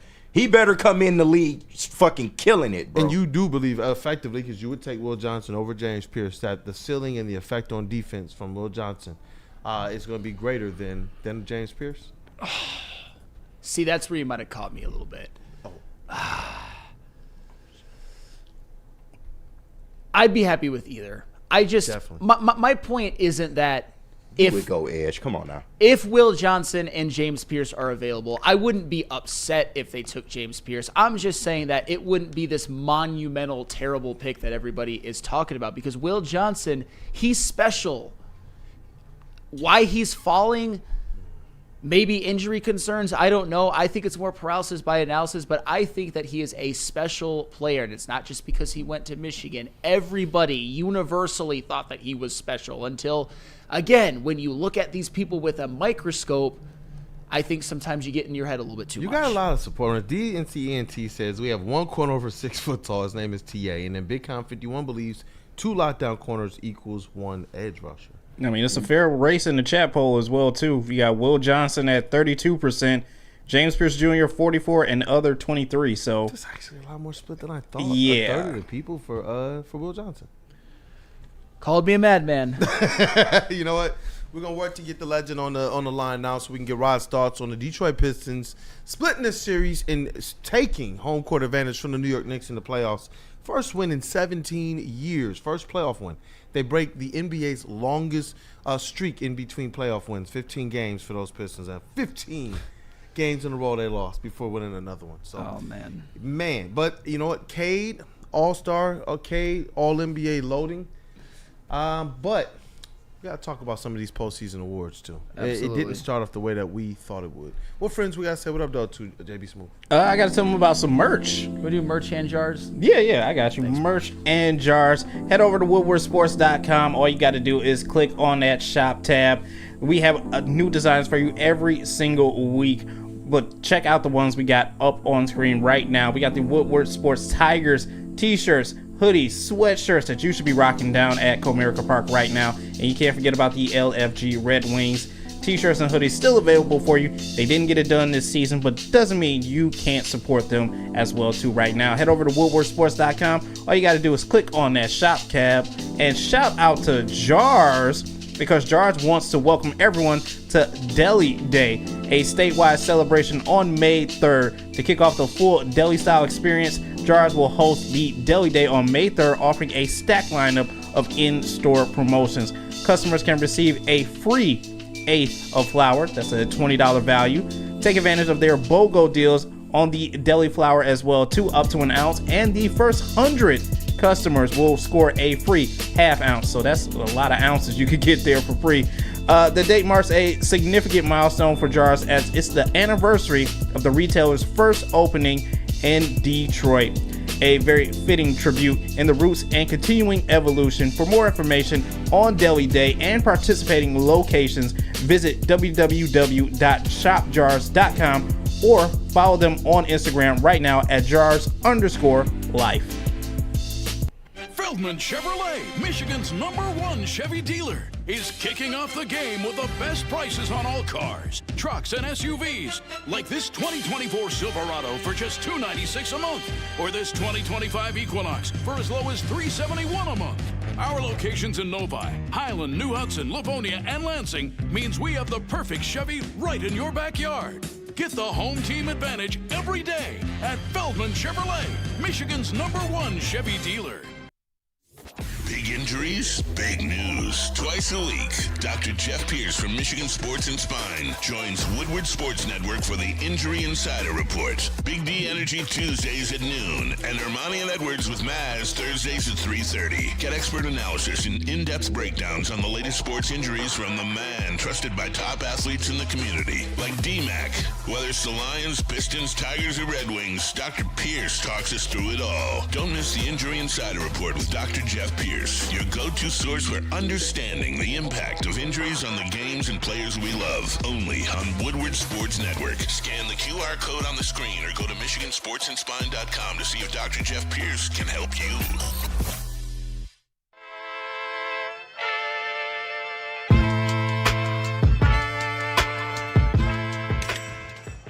Hey, Tony, what's up, bro?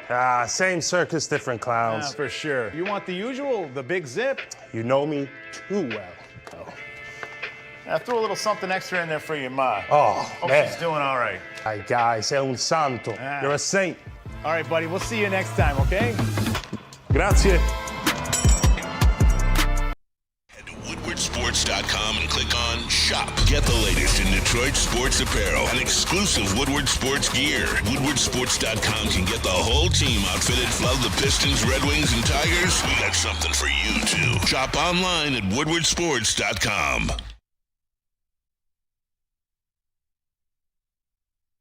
Oh, hey, shout out to our homie Donnie Comedy. Thanks for supporting the network, brother. Hey, listen, it's a double header of hype this Thursday at Buddy's Pizza. Catch the Pistons pregame, watch party, and postgame show, and our NFL Draft live show. All going down at Buddy's Pizza on Broadway Street in downtown Detroit.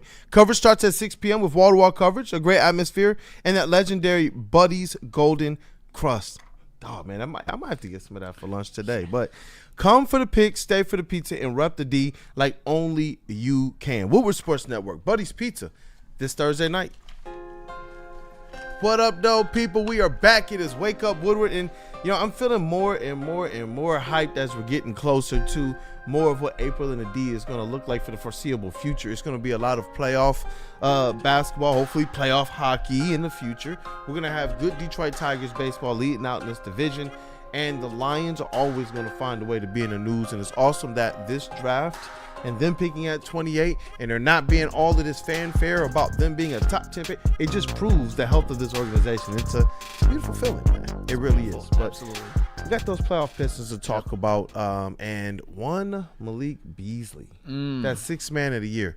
I don't know, man. It's something doesn't sit right. And I sent the graphic to the Wake Up Woodward Slack, JB Smooth, that has a comparison between effectively Malik Beasley's season and the season that one Peyton Pritchard had. Peyton Pritchard had a hell of a season. For sure. I can't hate on him for the season that he had, but I do believe the impact that Malik Beasley played and having this team go from 14 to 44 wins, 30 win improvement, a historic jump. I just believe that should have been honored, especially since he did the work. He put up the stats, and he was a big part of the reason why. Whereas Pritchard, a lot of the opportunities he's going to have is going to be because of, in my opinion, he's playing with an all-star cast. Well, and that's the thing. What do we talk about in the offseason? That Cade Cunningham needed more shooting around him. And I personally think that one of the biggest reasons why the Pistons were able to take the jump in wins that they did, and don't get me wrong, there were a ton of them, is the fact that Malik Beasley was arguably the most effective three-point shooter in all of the NBA, certainly in terms of off-ball three-point shooting. I mean, he was second, period, to Anthony Edwards. Ant had 320, and Malik Beasley had a 319. That alone along with the other stats, along with the fact that the Pistons had such a great improvement, it's got to be Malik Beasley. That to me, in terms of awards that Pistons players are in contention for, honestly, the sixth man of the year, the fact that he didn't get that, to me, that's almost as big a snub of any of them. It should have absolutely been Malik Beasley. I feel like what's loading right now is we're going to be sitting here saying the same thing about JB Bickerstaff once the Coach of the Year race is announced. And we're going to be sitting here looking at all of our players being effectively passed over. But this is what we know. This team and this city and the ones that effectively climb to the top, to the precipice, it's because they're able to take these chips, put them on their shoulders, carry that weight along with, we got to get Detroit back to the top. So it's like, you want to piss these guys off, you want to snub these guys right now. I'm hoping that this is the perfect thing to help Malik Beasley break out of not just a 2-game playoff slump, but really a career-long playoff slump. Because the Detroit Pistons, they're going to need what he brings to the table. But I know you said we got the legend on the line. Yep, we do. Hey, let's rock. The legend. Oh, I was about to say Detroit News Rod Beard. Can't say that anymore. But you know what? The legend, formerly known as Detroit News Rod Beard, is joining us now. He's now the senior sports editor at the Atlanta Journal-Constitution. What up, though, Rod? Good morning, gentlemen. Happy Wednesday. Happy Wednesday, and we can hear you just fine, Rod. And we're sitting here right now talking about these playoff Pistons, and I want you to just kick it off with Rod's thoughts, even if that includes a little bit of this Malik Beasley talk, but just overall, the Pistons win their first playoff game in 17 years, Rod. I mean, it really should be up 2-0 if we're being real about it. Let's keep it a buck. Game 1 was just the anomaly, and Game 2 is the one where they really put it together, and if they had to hold on in the last couple minutes, that's fine, but they got the split that they needed, and they're coming home with a chance to win 2 more games. Yeah, and they've done this largely Game 2 with their identity, and I'm seeing a lot of people out there, including in Knicks Nation, these guys are freaking out about Coach Tibbs right now and Karl Anthony Towns. They're wondering if these guys have the ability to make the adjustments and to reach effectively the level that the Pistons are playing at. The Pistons stepped out there in Game 2, and Cade Cunningham looked like they knew from the get-go. They dropped one. They let the Knicks. I forget who said this in our chat, but that they let the Knicks steal a game in New York. And Game 2 looked more like the identity that we've seen the Pistons win a lot of games this year with, including against the New York Knicks. Yeah, I mean, it's the smothering defense, getting out in transition, and Cade Parker Cunningham on a break behind the back and just dunking on people. I mean, that was just insane. That was the point where I was like, okay, this dude is ready for the playoffs. This stage is not too big for him. And I think what we saw in Game 1 was the stage was a little bit too big, and the bright lights and everything that's going on, that if you have that big a lead, you got to close that game out. And with their youth and inexperience, that's what they didn't know how to do. But if you can figure it out between Game 1 and Game 2, you're still in this series. And they say a series doesn't really start until a team wins on the road. The series doesn't start until a team starts complaining about the officiating, and that Tibbs immediately just, well, if Cade is getting those calls, then Brunson should be getting those calls. Not necessarily. If Cade's not flopping around like a freaking fish out of water, Jalen Brunson looked like a goldfish that just jumped out the bowl and just flopping on the ground and flapping all over everywhere for everything. Dog, Rod. Rod bringing the heat all the time, man. I'm so glad that we still have the legend on with us. And there's a lot of fans out there in Knicks world who are crashing out right now. There's a lot of fans in Pistons world who are saying gentleman sweep. Based off your perspective and what you've seen so far in the Pistons, taking home court advantage, which way do you see this thing trending? Yeah, I think it still goes 7. I think the Knicks still have a little bit of another gear that they can get to.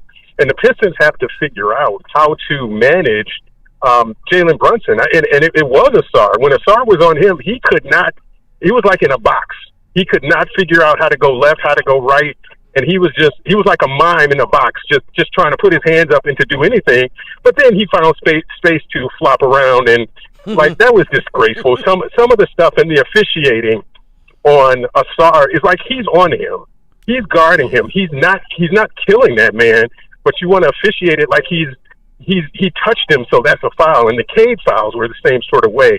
So I think that's why Tibbs wanted to complain a little bit more, was to continue getting some of those calls. But you can't make that comparison between the way that Cade was playing, and Cade is getting a TSA pat down, and Jalen Brunson is sitting here not even getting touched, and he's flopping around like he's been assaulted and battered. It's crazy. Rod, with the fact that the Pistons did their job, they went to New York and got the split, how confident are you that the Pistons will be able to win this series? Well, I think they're right there. If there's any series that has captivated the country and the experts are looking at it and saying, this team might be in trouble, the higher seeded team might be in trouble, it's this one. It's not even like the Lakers in Minnesota. This is the one where the Knicks look like they should win. The Pistons haven't even been on the stage in such a long time.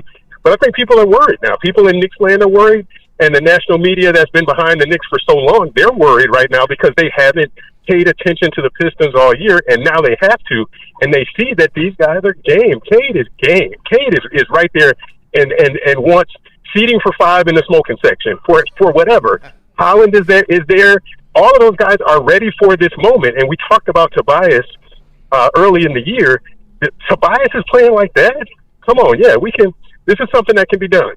Yeah, Rod, so how critical is it for the Pistons to win Game 3? Do you think that that's the type of game that can swing the series, or are you more in line with win 1 of 1 at home and you should be fine anyway?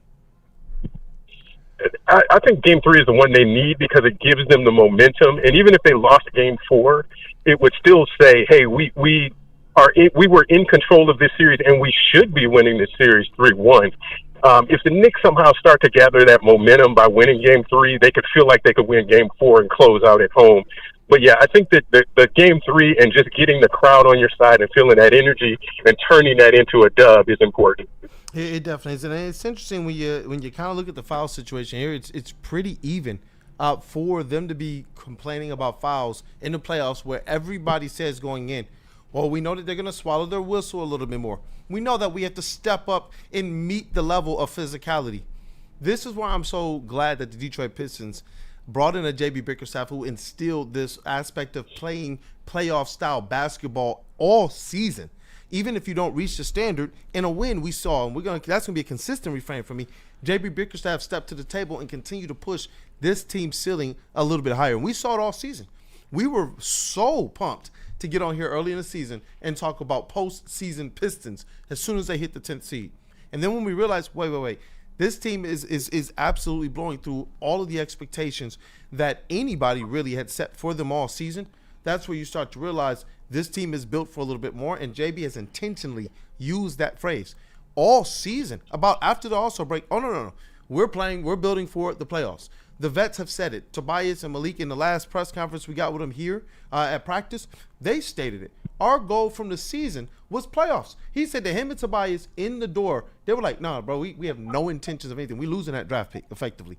And that's where this team's mindset and mentality is, to the point that what should oftentimes probably be set or be a lot of pressure in these playoff games against a young team, it really hasn't done that. There was one moment that was a little too big for them, and it looked like they learned from that quickly. And a lot of that, I believe, does have to do with how J.B. Bickerstaff has positioned them and turned up the physicality, turned up the edginess, turned up pushing teams. What did he say? Our job, because we're built for this, is to push these other teams into out of characterness. And what do we already see the Knicks doing? We see Jalen Brunson. He's having to veil some of his comments. We're seeing, Coach Tibbs step to the podium and cry about fouls, and it's just Game 3 ahead of us already. They got them a little frazzled. Yeah, and we talked about Karl Anthony Towns and maybe playing on the perimeter, and we're seeing Tobias be able to kind of guard him with some help later on once he gets in the paint. But we had talked about Duran and Stewart and everybody else. I don't think we had Tobias on the list of guys who would be guarding Cat, and Cat hasn't really gone off yet. But when you look at this Pistons roster, all the way down, playoff Paul is coming in and playing with intensity. Holland is playing with intensity. Asar defending with intensity. This is something that's instilled. It tells you that it's not one or two players that are ready to go. It's everybody up and down that roster that is ready to go from jump to play at a playoff level. Man, yep. And Rod, just really quickly, Detroit is going to be absolutely jumping tonight, but I'd be remiss if I didn't just ask you something just briefly on the Detroit Lions. How are you feeling about this draft ahead for them, and just is it edge for you, trenches for you, or do you see there being a chance? It's Peter Schrager. He got the Lions taking Will Johnson. I had to get your take on this Michigan man. I think there's a chance, but you loaded up on the cornerback spot last year. And if you're just doing it for depth, then fine. But I think you're okay there. You need an edge, and unless you're going out and getting something else, you have to address the edge position. And unless you feel like it's a guy who's not going to be able to jump in and help immediately, that would be the reason that you go out and get somebody else at another position. But yeah, I think edge is absolutely it, and there's some options in this draft that can help you. Yeah, definitely. Hey, you know what, Rod? Do you have a little time for a couple swish or brick questions? Yes, I can do a couple of swish or break. I don't know if you're in the office or not. I know we can say it over here. Swish or break time. Wait, it's not official until we see the graphic. Throw that beautiful graphic up, JB. Swish or break. My dog. Hey, KG, feel free to rearrange, rewrite, edit, spice up however you feel. Yeah, no, you was cooking with these. Kool-Aid has 4. I'm only gonna try to add 1. So, Rod, if you have time, we got 5 total. Yeah. And whenever we'll you try have and to get dip, through Rod, them all. definitely just let us know, brother. Yeah, absolutely. But let's get into it. Swish or brick or swish or break, whatever your preference. Number 1, Cade setting the table in the regular season Cade is setting the table in the regular season. Basically, Cade setting the table in the regular season. Okay, but game 2 is what Cade setting the table in the playoffs has to be for the Pistons to win. Swish or brick. So basically, in game 2, you saw Cade Cunningham and Rod. We've talked about this a lot. Cade traditionally, even going back to college, has been a probe, looking for his teammates, a slow starter on offense. But every now and then you see what we saw in game 2. And in these playoffs, you saw an aggressive Cade Cunningham knock the New York Knicks on their heels early in this game. So we got two sides of Cade. In the regular season, the one that has probed more, but in game 2 where the Pistons had to get a win, we saw an aggressive Cade who was like F-them-assist effectively in the first half of the game, and he put a lot of pressure in the paint on the New York Knicks defense. But what say you, Flannel Sam? I'm going to go brick. I think it's game dependent. I think one of the reasons why Cade had to take on the load of scoring was the fact that Tim Hardaway Jr. and Malik Beasley weren't making open threes that they usually make more often than they did in game 2. I think in game 3, coming back home to LCA, you're not going to see the combination of Beasley and Hardaway go 1 of 14 from behind the arc. And I think that will make it more conducive for Cade to get others involved, and the others will actually finish instead of brick open threes. So give me brick in totality because I think it's more game to game. Yeah, what up, dog? JB Smooth. On it, just the simple fact that it is game dependent. Sometimes Cade needs to be that all-star and just give you that 30 points. And I think he's seen that yesterday the other day for game 2, just because he's seen them down in that 1-0 hole and didn't want to go 2-0 coming back to LCA, because you know how intense that crowd can be at Madison Square Garden. So I just think it's game dependent on him as it is right now. Hey, I like that. Hey, what up, dog, KG? No, absolutely. Cade has to be what he was in game 2.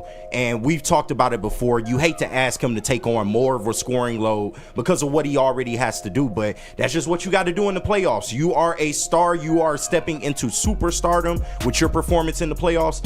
If you got to take on more of the scoring load, that's what you got to do, man. You got to do whatever it takes for the Pistons to win. And we know in those victories, the recipe for success for the Pistons has been Cade averaging over 30 points per game, and in Madison Square averaging actually 33 points a game. But Rod, Beard, what say ye?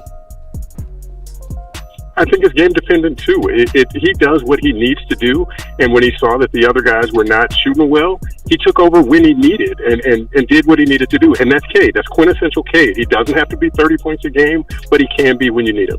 Hey, and I see the people in the chat. Some of them are saying swish. I'm seeing a little bit of support from Skydog, who says brick, and I do. Yeah. You're right. The aspect of game dependency But I think this is what Cade learned from game 1 to game 2, the aspect of urgency. And so if he understands, you know what? Even if I believe maybe the next one could be down for my players, if I pass it off to them, I also see an opportunity for me to be able to get in and ensure this thing. Because who do I want shooting the ball more times than not on this team? It's going to be Cade Cunningham. No, if absolutely. he has that opportunity. I think Jalen Brunson kind of paved or set the blueprint in game 1.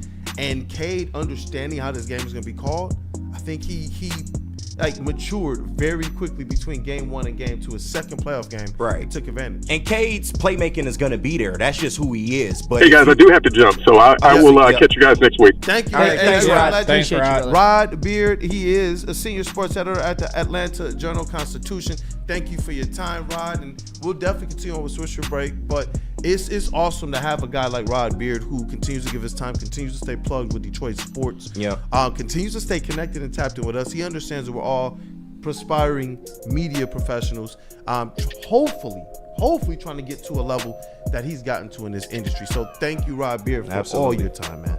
Thank you. But we'll definitely continue on. Yeah, but no, I was just saying Cade's playmaking is going to be there. We all know that. But him scoring is definitely more important in this sense because he's your star player. And when he needs to take over games and in that department, he needs to do that. But number 2, Dennis Schroeder is the X factor in this series. Swish or brick? Yo, you already see the role he's played in game 2 from an offensive standpoint. And when you're talking about defensively, I believe he's done the second best job and maybe tied along with Asar Thompson. I think Asar has had actually Jalen Brunson in a little bit of jail, but I've appreciated the effort and the energy and the physicality and the fight that Dennis Schroeder has brought to the defensive end. I know we can sit and talk about everything he's done offensively as well as facilitating, because I do believe he is second on the team in the playoffs in assists. Yeah.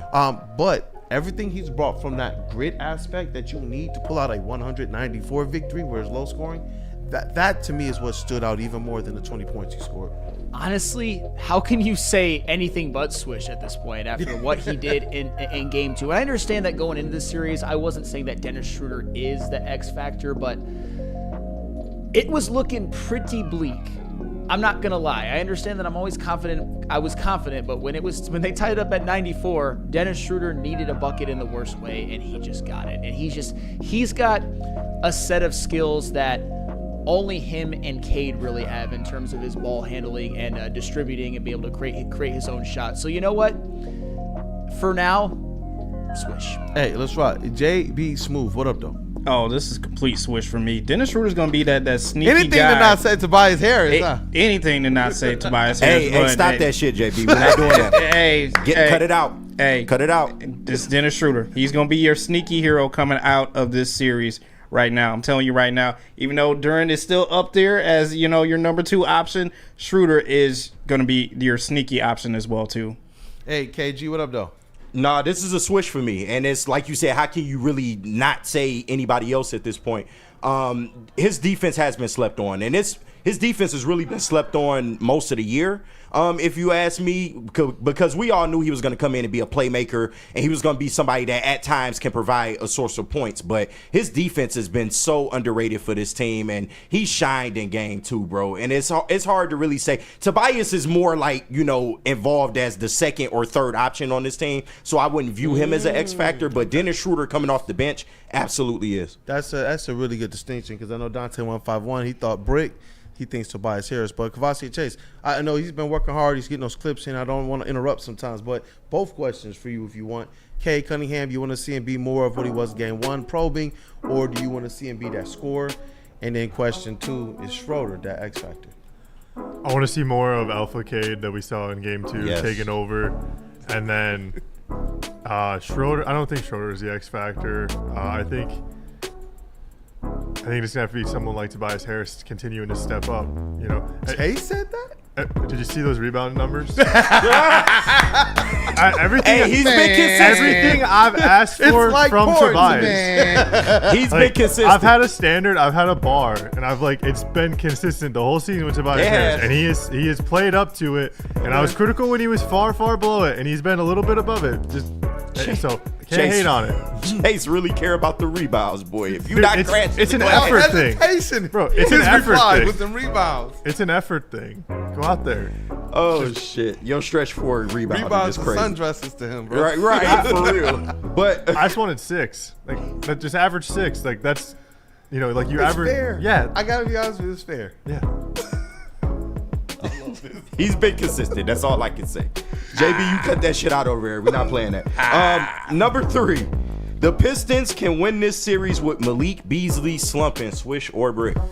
We've seen them lose a game, and he could have played a big role in them winning game 1 if he would have hit maybe 1 or 2 shots down the stretch. But we've also seen them now win a game with Malik Beasley still slumping. Hey, so what say ye, Flannel Sam? Malik Beasley, can the Pistons still win this? And he was, especially after Jaden Ivey went down, their second best scorer. Brick. I know what you're doing, KG. I know what you're doing. I didn't make this question. That one was a me one. I was like, you know what? And I was gonna send you what Jaden The Duren Dennis is Schroeder second question most was mine. impactful player, just to mess with Rod. But this one was what? This one was a me one. More for conversation piece. Brick.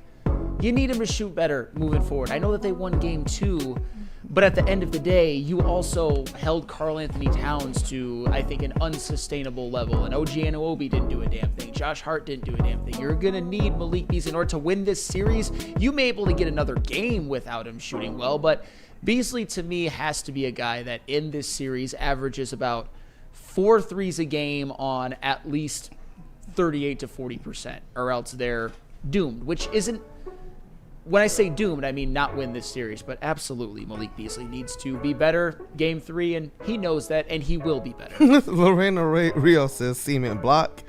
Greg says Stones can still win. It's interesting. But what up, though, JB Smooth? This is a brick. You need Beasley out there to be better on the floor. Hopefully he's not in a slump to where Riley Green is and you got Flannel coming on here crashing out, but you need him to shoot better. And maybe he's just saving up all his shimmies for LCA back here at this home series. So I'm hopeful of that for tomorrow. Hey, what up though, Cavassier?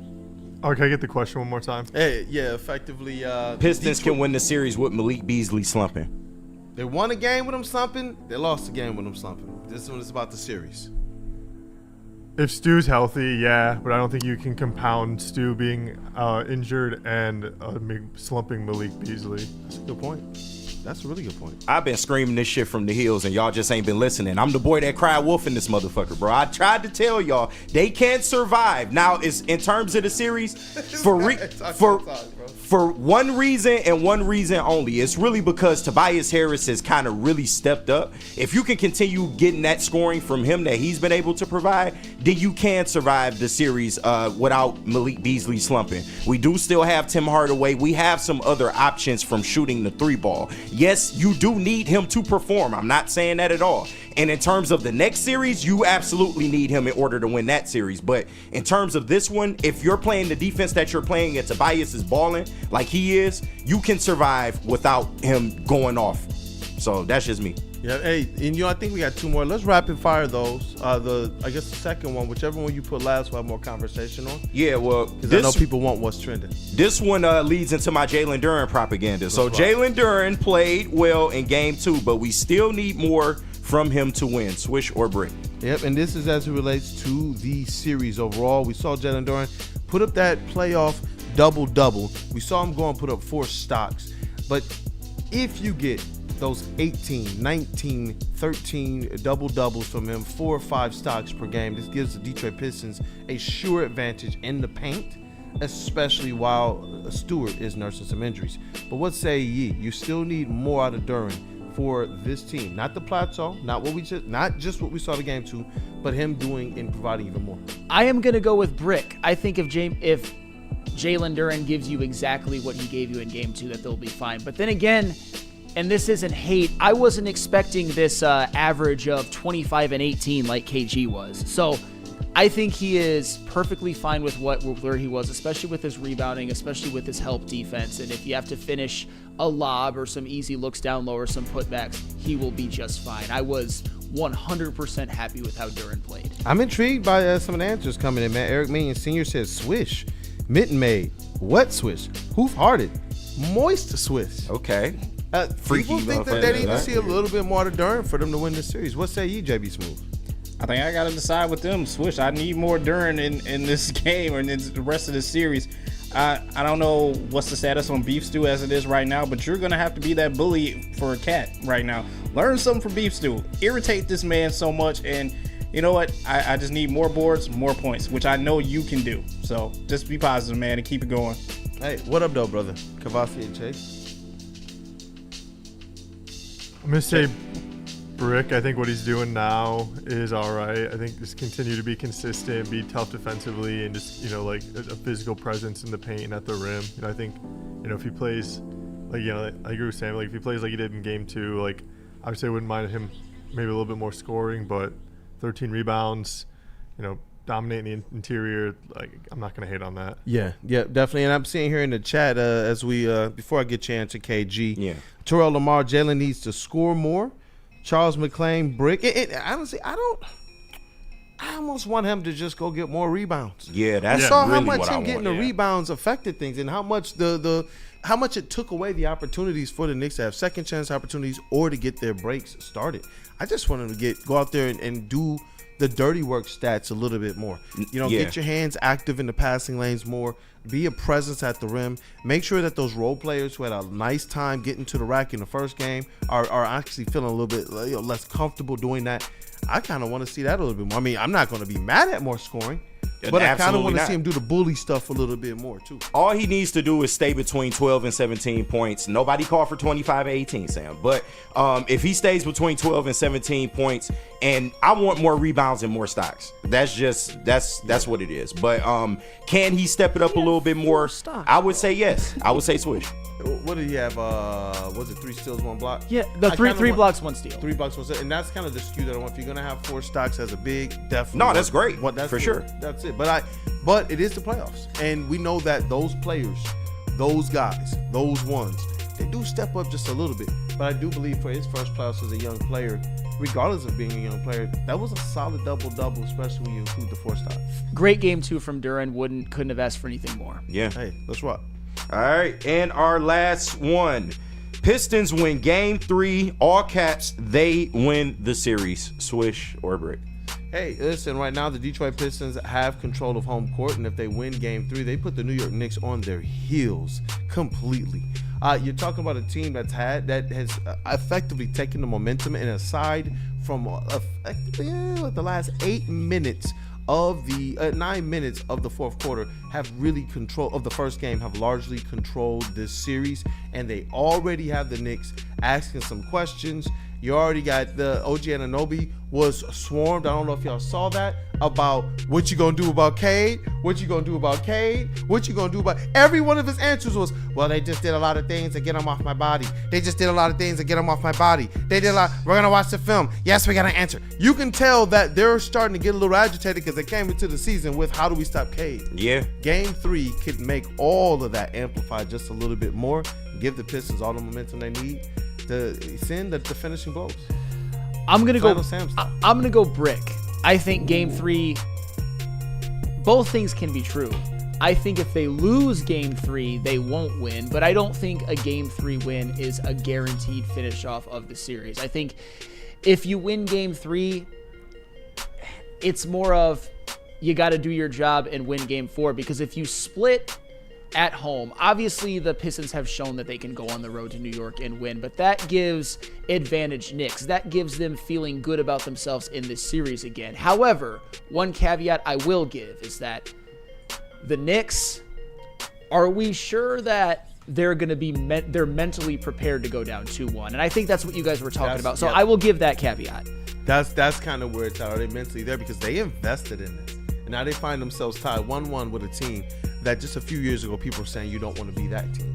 What about you, JB Smooth? This is a Swish for me, and I want to play this quick clip for you guys. Hopefully it's the right one that I picked out from Easy posting stuff from last night when they were talking about the Pistons in the Knicks series. I'm not worried about going to Detroit, though, and getting a win. You took one from us in the Garden. We're going to take one from you in what, Little Caesars Arena? That's cute. Yeah, I don't like that. Now shit. I don't want them to. I don't like that shit. Ashley Nicole Moss, shut your. No. Who the hell? Who the hell is that bimbo being on air? Who's that bimbo being on air? Stop it. I don't like that shit. And hopefully the Pistons players are seeing this and heard Fake this. ass Malika So Andrews. you know what? Tomorrow That's a night, good one. That is a tomorrow fake night, ass put belt Malika to ass. I don't care. Embarrass the Knicks just off of that. I don't like that shit. Hey, what up, though, Cavassier? What's up? They win game 3. The Pistons will win the series. Not that the Knicks won't win another game, but that will be the death knell in this series. It will be the Pistons victorious. Game 3. I'll say swish. I mean, I think it's the Pistons series either way. So I think Game 3 just kind of pushes the envelope. Ups the timeline of how fast they win the series. Goodness. All right, so I was looking for some stuff in the chat, and I'm not saying swishers or bricks. I'm saying Xavier D say make her eat it. James, she's trying to be controversial to troll us. Like Randall Smalls, I don't like that tone. Bro, she worked for CBS. That's all you need to hear. She worked for CBS Sports. But what up, though, KG? yeah, this is a swish. And to me, game 2, if the Pistons win this series, will have been the most important game in this series. Because y'all know what I say. The playoffs is all about how many games can you win on the road. And for the Pistons to go out in the Garden after their showing in game 1 in that collapse, let's just be real about it. The collapse in game 1, for them to rebound and get game 2 like that, you're looking at 2 home games now for the Pistons with this rabid crowd, with the referees seemingly not buying into what the Knicks are selling in terms of the flopping and all that shit. And I think they was a little too reliant on that coming in. Not only can they not find a solution for Cade Cunningham, but I think they know that the whistle not necessarily gonna be on their side in this one. So if the Pistons get game 3, it's gonna be really, really tough for the Knicks. And I understand there's still a whole series, but I personally feel if they win tonight, or tomorrow night, then yeah. It feels like it's supposed to be today. I know they got practice today. Hopefully we can get down there and get some sound for you guys and get some sights. The players out there, Jade and Ivy, he actually warmed up with the team. Not the full warm-up, but he did go out and do shoot-around with the team at the last game. So it's cool to see him and his rehab getting better. But JB Smooth, what friends we got to say what up, though, to today? Let me see. Dr. Pearson Buddies. Attention sports fans, don't miss out on expert sports injury insights with Dr. Jeff Pierce of Michigan Sports and Spine. Join Dr. Pierce every Tuesday during Big D Energy, every Thursday on Ermanni and Edwards, where he's offering top-notch injury advice. You guys, you want to trust the guy that DMAC does, because Dr. Jeff Pierce is here to keep you in the game and performing at your best. For more information, visit MichiganSportsandSpine.com or call 248-426-9944. And Buddy's Pizza. You guys want to meet us downtown Thursday night at Buddy's Pizza for NFL Draft Watch Party and NBA Playoff Watch Party. But they also have over 22 locations in this great state of pure Michigan that you can visit today for lunch. Fans can still visit where it all began if you want, on the corner of 6 Mile and Conant, but sign up for Buddy's Rewards to earn points on every purchase and receive exclusive promotions. Download the Buddy's Pizza mobile app and start earning today and add some Detroit style to your next meal. Save 10% off your entire order using promo code 10MIL. So that's the numbers, that's 10MEAL. Buddy'sPizza.com.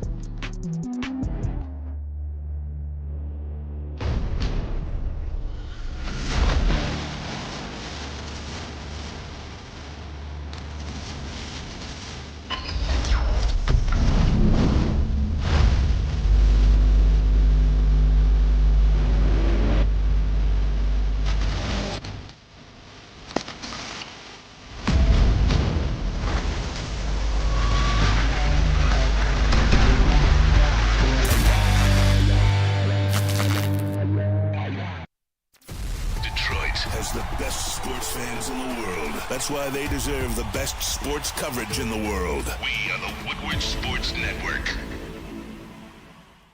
Feldman Chevrolet, Michigan's #1 Chevy dealer, is kicking off the game with the best prices on all cars, trucks, and SUVs, like this 2024 Silverado for just $296 a month, or this 2025 Equinox for as low as $371 a month. Our locations in Novi, Highland, New Hudson, Livonia, and Lansing means we have the perfect Chevy right in your backyard. Get the home team advantage every day at Feldman Chevrolet, Michigan's #1 Chevy dealer. At Lady James, we take the try out of getting a haircut, and our talented stylists, they will deliver an industry-leading haircut, a relaxing scalp massage, my favorite, the hot lather neck shave. Hopefully we can have a victory one of those on Friday, and a hot towel treatment. Open 7 days a week. Walk in anytime. Lady James Haircuts for men, It's wicked awesome. And I'm here to tell you about the good people at Loom Cannabis Co. Shout out to them. Spring is in the air and Michigan is buzzing. 7.5 milligrams of real fruit juice and no artificial sweeteners. And of course, that good THC. They're big in flavor, but low in calories and 100% hangover free. It's all bubbles, no troubles. Catch it in watermelon, cherry, strawberry, or one of the new flavors, raspberry lemonade and peach. Use code WSN30 for 30% off your entire order online or in store, and they got 38 locations, so there's no reason to not pull up on Loom today and get you some of this good cannabis. And Mark White. Hey, Mark White. Dreaming of a new home but feeling the financial pinch? Mark White and Associates, your trusted real estate experts, are here to help. Mark White and his team will pay up to $5,000 of your closing costs. That's right, I said $5,000. Call Mark White and Associates today at 248-290-8242 or visit them at markwhitesales.com. Again, call Mark White today at 248-290-8242 to make your dreams come true. Hey, what up, though, people? Welcome back. It's Wake Up Woodward. Throw some mailbag questions into the chat. We'll answer a couple before we wrap this one up. But you know what? Let's go ahead and satisfy that like button. How about that? We saved it to the end of the show. We worked hard. We tired. So while they getting those questions in, we'll go ahead and satisfy it and try to change the mood a little bit. I ain't gonna hold you. I'm limp dick today. I ain't gonna hold you. I got nothing more in me. I'm Big Musket right now. Somebody get KG the honey packs, man. Listen, man, just go ahead, drink a Gatorade, get your mind right, and just go ahead and hit that like button for the crew, man. We working hard here. Hey, smash that like button, people, man. Thank you, Champion, for being here. As always, y'all are the most important part of Woo Crew.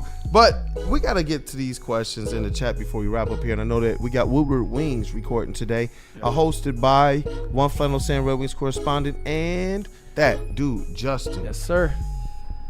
Okay, I see Mike G's name during mailbag, so I know I cannot read that question without screening it first. So Eric Smalley, Feldman mailbag. You think J-Mo ends up in a trade package on Thursday to move up, back for a higher value pick? No trade packages. He'll be here. Yeah, I 100%. I would be shocked. People ask, they say certain things like, how would you feel about Brad Dennis? You have to give him the trust in Brad, but I would be absolutely like, wow, he really did that. Yeah, it'd be interesting, man. How would you feel? What do you think? J-Mo, I missed the question. What was the question? Absolutely no chance. The aspect of, do you believe Brad's gonna trade up or trade down? What type of trade package if J-Mo's traded on draft night? I mean, I can see him trading up. I've been screaming that, but I just don't see a trade package with J-Mo. I really don't. I don't either. It doesn't seem too likely. And I like that this draft seems to be shaping up in a way where they have a lot that they can go and select from as it relates to their needs. But as Flannel Sam highlighted, especially with a player like Will Johnson, if it's best player available, they also got the opportunity to go out there and get a day one impact player. I just don't know if it's quite at cornerback. But I do get the option, the notion of you shore up that secondary and you're going to help your defensive line as well. But let's see here. Freddie Feldman mailbag. Game 3 prediction. Jalen Flopson has worst game of the series. Cat is a big game, but not enough. Malik Threesley goes off. Stones win by 10 points. Thoughts? I think that's a very good prediction.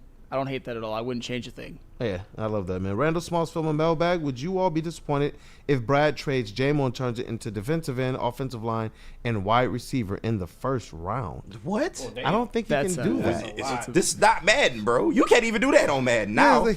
They got fucking logic with the fucking trade machine. Now you can't do that. AI force trade all of this salary cap for real. Like, yeah, and I like the spirit. Sports in all caps. Let me do this right. They're not trading J-Mo. Shout out Easy. But he said this year though. Right after that. Hey, but I never said anything about him being re-signed. He put this year in fine print. Like fucking Easy, man. Shout out, man. Dog, man. But I think that's a show. Absolutely. Yes, I think man. that's a show. I think it was a really, really good show. Shout out to the legend Rob Beard, senior sports editor at the Atlanta Journal-Constitution, giving us his time still. And it's really at this point in time like a family reunion weekly. We look forward to the segment. He looks forward to the segment. And the banter, the conversations, man, it's always a good time. So appreciate him for being on. And we're working on getting some other guests on the show as well while we're in this Pistons playoff season. And hopefully they get to extend this thing a little bit more because I got some people who say if this gets to round 2, we have some interesting things we're going to do, including boots on the ground. Ooh. Boots on the ground. on the road for these games. So we might be going to Boston or another place if the Detroit Pistons handle their business. But chat family, thank you guys for staying tapped in with us today and supporting us. If you didn't get that opportunity yet, go on ahead and smash that like button to support the Woo Crew. And we're going to be back here again at 8 a.m. to do this all over again and talk about one of the biggest days in Detroit sports right now this year and really in recent time. Detroit Pistons in the playoffs with a chance to take the lead and the NFL draft. But shout out to our brother Matthew Broder and that dude Justin. Let's get that chest pass going. I'm gonna be through with y'all. There was 2 cups on this desk to start the show. Both of them gone. My man drinking Gone. too early, bro. Who gave him a White Claw? Hey, it's too early to be giving Sam White Claws. All right, and officially Xavier D, you're on my shit list too. You can come go to hell too. Xavier, cool. Defending that. I'm dipshit. grabbing on your ass, man. You know what, Gromit? Enjoy trying your to come prison see you. sentence. Enjoy your prison sentence, dude. Enjoy your fucking prison sentence, bro. Gromit Will that looking make for you you, there dog. for your wife and kids? What a Oh. real man you are. Dog. I said some words and you're going all Rambo in the chat. Get the fuck out of here, dude. He say you pull it up, dog. Get the fuck out of here. Sam, You I won't just- be able to touch me, Sam, bro. I care about your safety, man. That's all I'm saying. We care about you. You know what? I don't even care, bro. I don't even give a shit.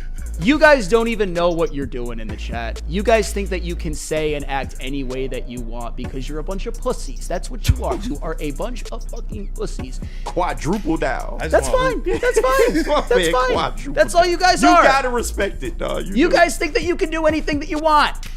You guys think that I bring everything that you guys say to me on myself. You guys are sadly mistaken. Sadly mistaken. Well. Hey, Kavasi. Kavasi. I mean, wait, the camera's on KG. Let me go KG first. What up, though, KG? Detroit's #1 draft pick in the sound booth. Hey. Let's all get along. Let's keep it rolling. Absolutely not. They think that they can do whatever they want. They think that they can say whatever I want. They want. Little do you guys know that it's not even close. I have the worst PR at this network, and a lot of it isn't even my own doing. No, You can talk to other shows at this network. You can talk to other people at this network as to why. A lot of it I didn't do anything wrong, and you all just want to come at me every single show. I've withstood mountains compared to what you guys are bringing me right now. You guys don't know shit. You guys are a bunch of pussies, and you guys know nothing. You don't know what you don't know. So watch good, yourself. Bro. I mean, he ain't You lying. Thought you good, man. You don't gotta prove it anymore. Than Yeah, we know man. you do it on this show every day. We know what the deal is, and that's what it's about, man. That's why it's the Woo Crew, man. Yeah, and just real quick, shameless plug. Check out Woodward Ringside this week. We're dropping today, JB. Yeah, so as soon as I get some time out of here, I'll post part 1 today, part 1 of night 1 this afternoon, and probably part 2 of night 2 after the heavy. So yeah. So me, JB, and shout out Freddie Felt 313. We did almost 3 hours last night just It was covering wild. WrestleMania and the Raw after WrestleMania. So make sure y'all tap in with us, man. Really, really good episode. We got 2 parts for you. So Woodward Ringside the whole day, baby. Let's go. Hey, I can't wait. And you guys did really, really good with your content covering like the different events that were going on. I saw the content up on Reels and Shorts, on socials and things. So it's dope to see the growth within the network. And that is by a lot of the dogs that we running with here, man. It's really awesome to see. JB Smooth. Hey, I'll give you a little bit of time to get that camera over to Kavasi. But JB Smooth in the TD booth. That's Woodward Sports MVP. What up, though, brother? Hey, what's going on, everybody? We have a jam-packed day full of shows. Me and Chase recorded Fast and Loose this morning, Shout out. Should be out later on this evening as well, too. And everyone, just get prepared for tomorrow. We got Pistons Game 3, and we also got the draft. We'll be downtown. Come hang out with us. It should be a very good and fun time, and everybody love everybody. Come on now. Kavasi Chase, what it do, brother? What's up, guys? Fast and Loose, episode 7 with JB Smooth and myself. He's fast, I'm loose. So hopefully we'll have it up by the end of Big D. You can try to drop it in the chat if it's done. And stay tapped in. They were off this week, so we're kind of just doing a quick little recap of what's going on so far, and then Talladega this weekend. So hopefully it's a fun weekend. It's the big one, you know. Yeah. Chase, you know what we want. What? He's fast, I'm loose. Yeah. I hit it the one time. I don't know if you heard it. No, or not. I didn't. I didn't. I had to hear it. Yeah. We wanted it again. Is that too much for you? No. He's fast, I'm loose. JB Smooth, fast and loose. With JB Smooth and Chase Elliott, fast. He's fast, I'm loose. Yeah. Anything else? Not really, man. I mean, I can keep talking for a second. I got filibuster. Let's get. I get federal, man. But the better the squad, the better the network. Sam, dog. What up, though, bro? Just remember, fellas, you guys could not handle 1/10 of what I've handled since I've been here. Just remember that. That's a fact. Just remember that. But we all love each other, man. Just we ain't remember on that. that. And if you guys are defending that bitch Gromit in the chat, you can go to hell too. Oh my gosh. Because he said all the worst things about me forever now. Yeah. And now he whines and wants to square up because I clapped back one day. But Sam, I know you visually see, the hating, the trolling, and all that. But there's a big sector of people that fuck with you. Yeah, there's a lot of people. Always know that, bro. That's fine. That's fine. We let it roll, bro. Because we got your back, that's man. fine.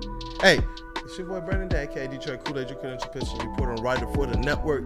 This has been Wake Up Woodward. Support the rest of the shows, Big D Energy, Ermanni and Edwards, and those heavyweights. And then tomorrow, it's going to be an epic day for the city of Detroit and the state of Michigan, man. So you guys have a blessed day. Thank you for supporting Wake Up Woodward. It's been one. Smash that like button on your way out, man. We appreciate you guys. Let's go.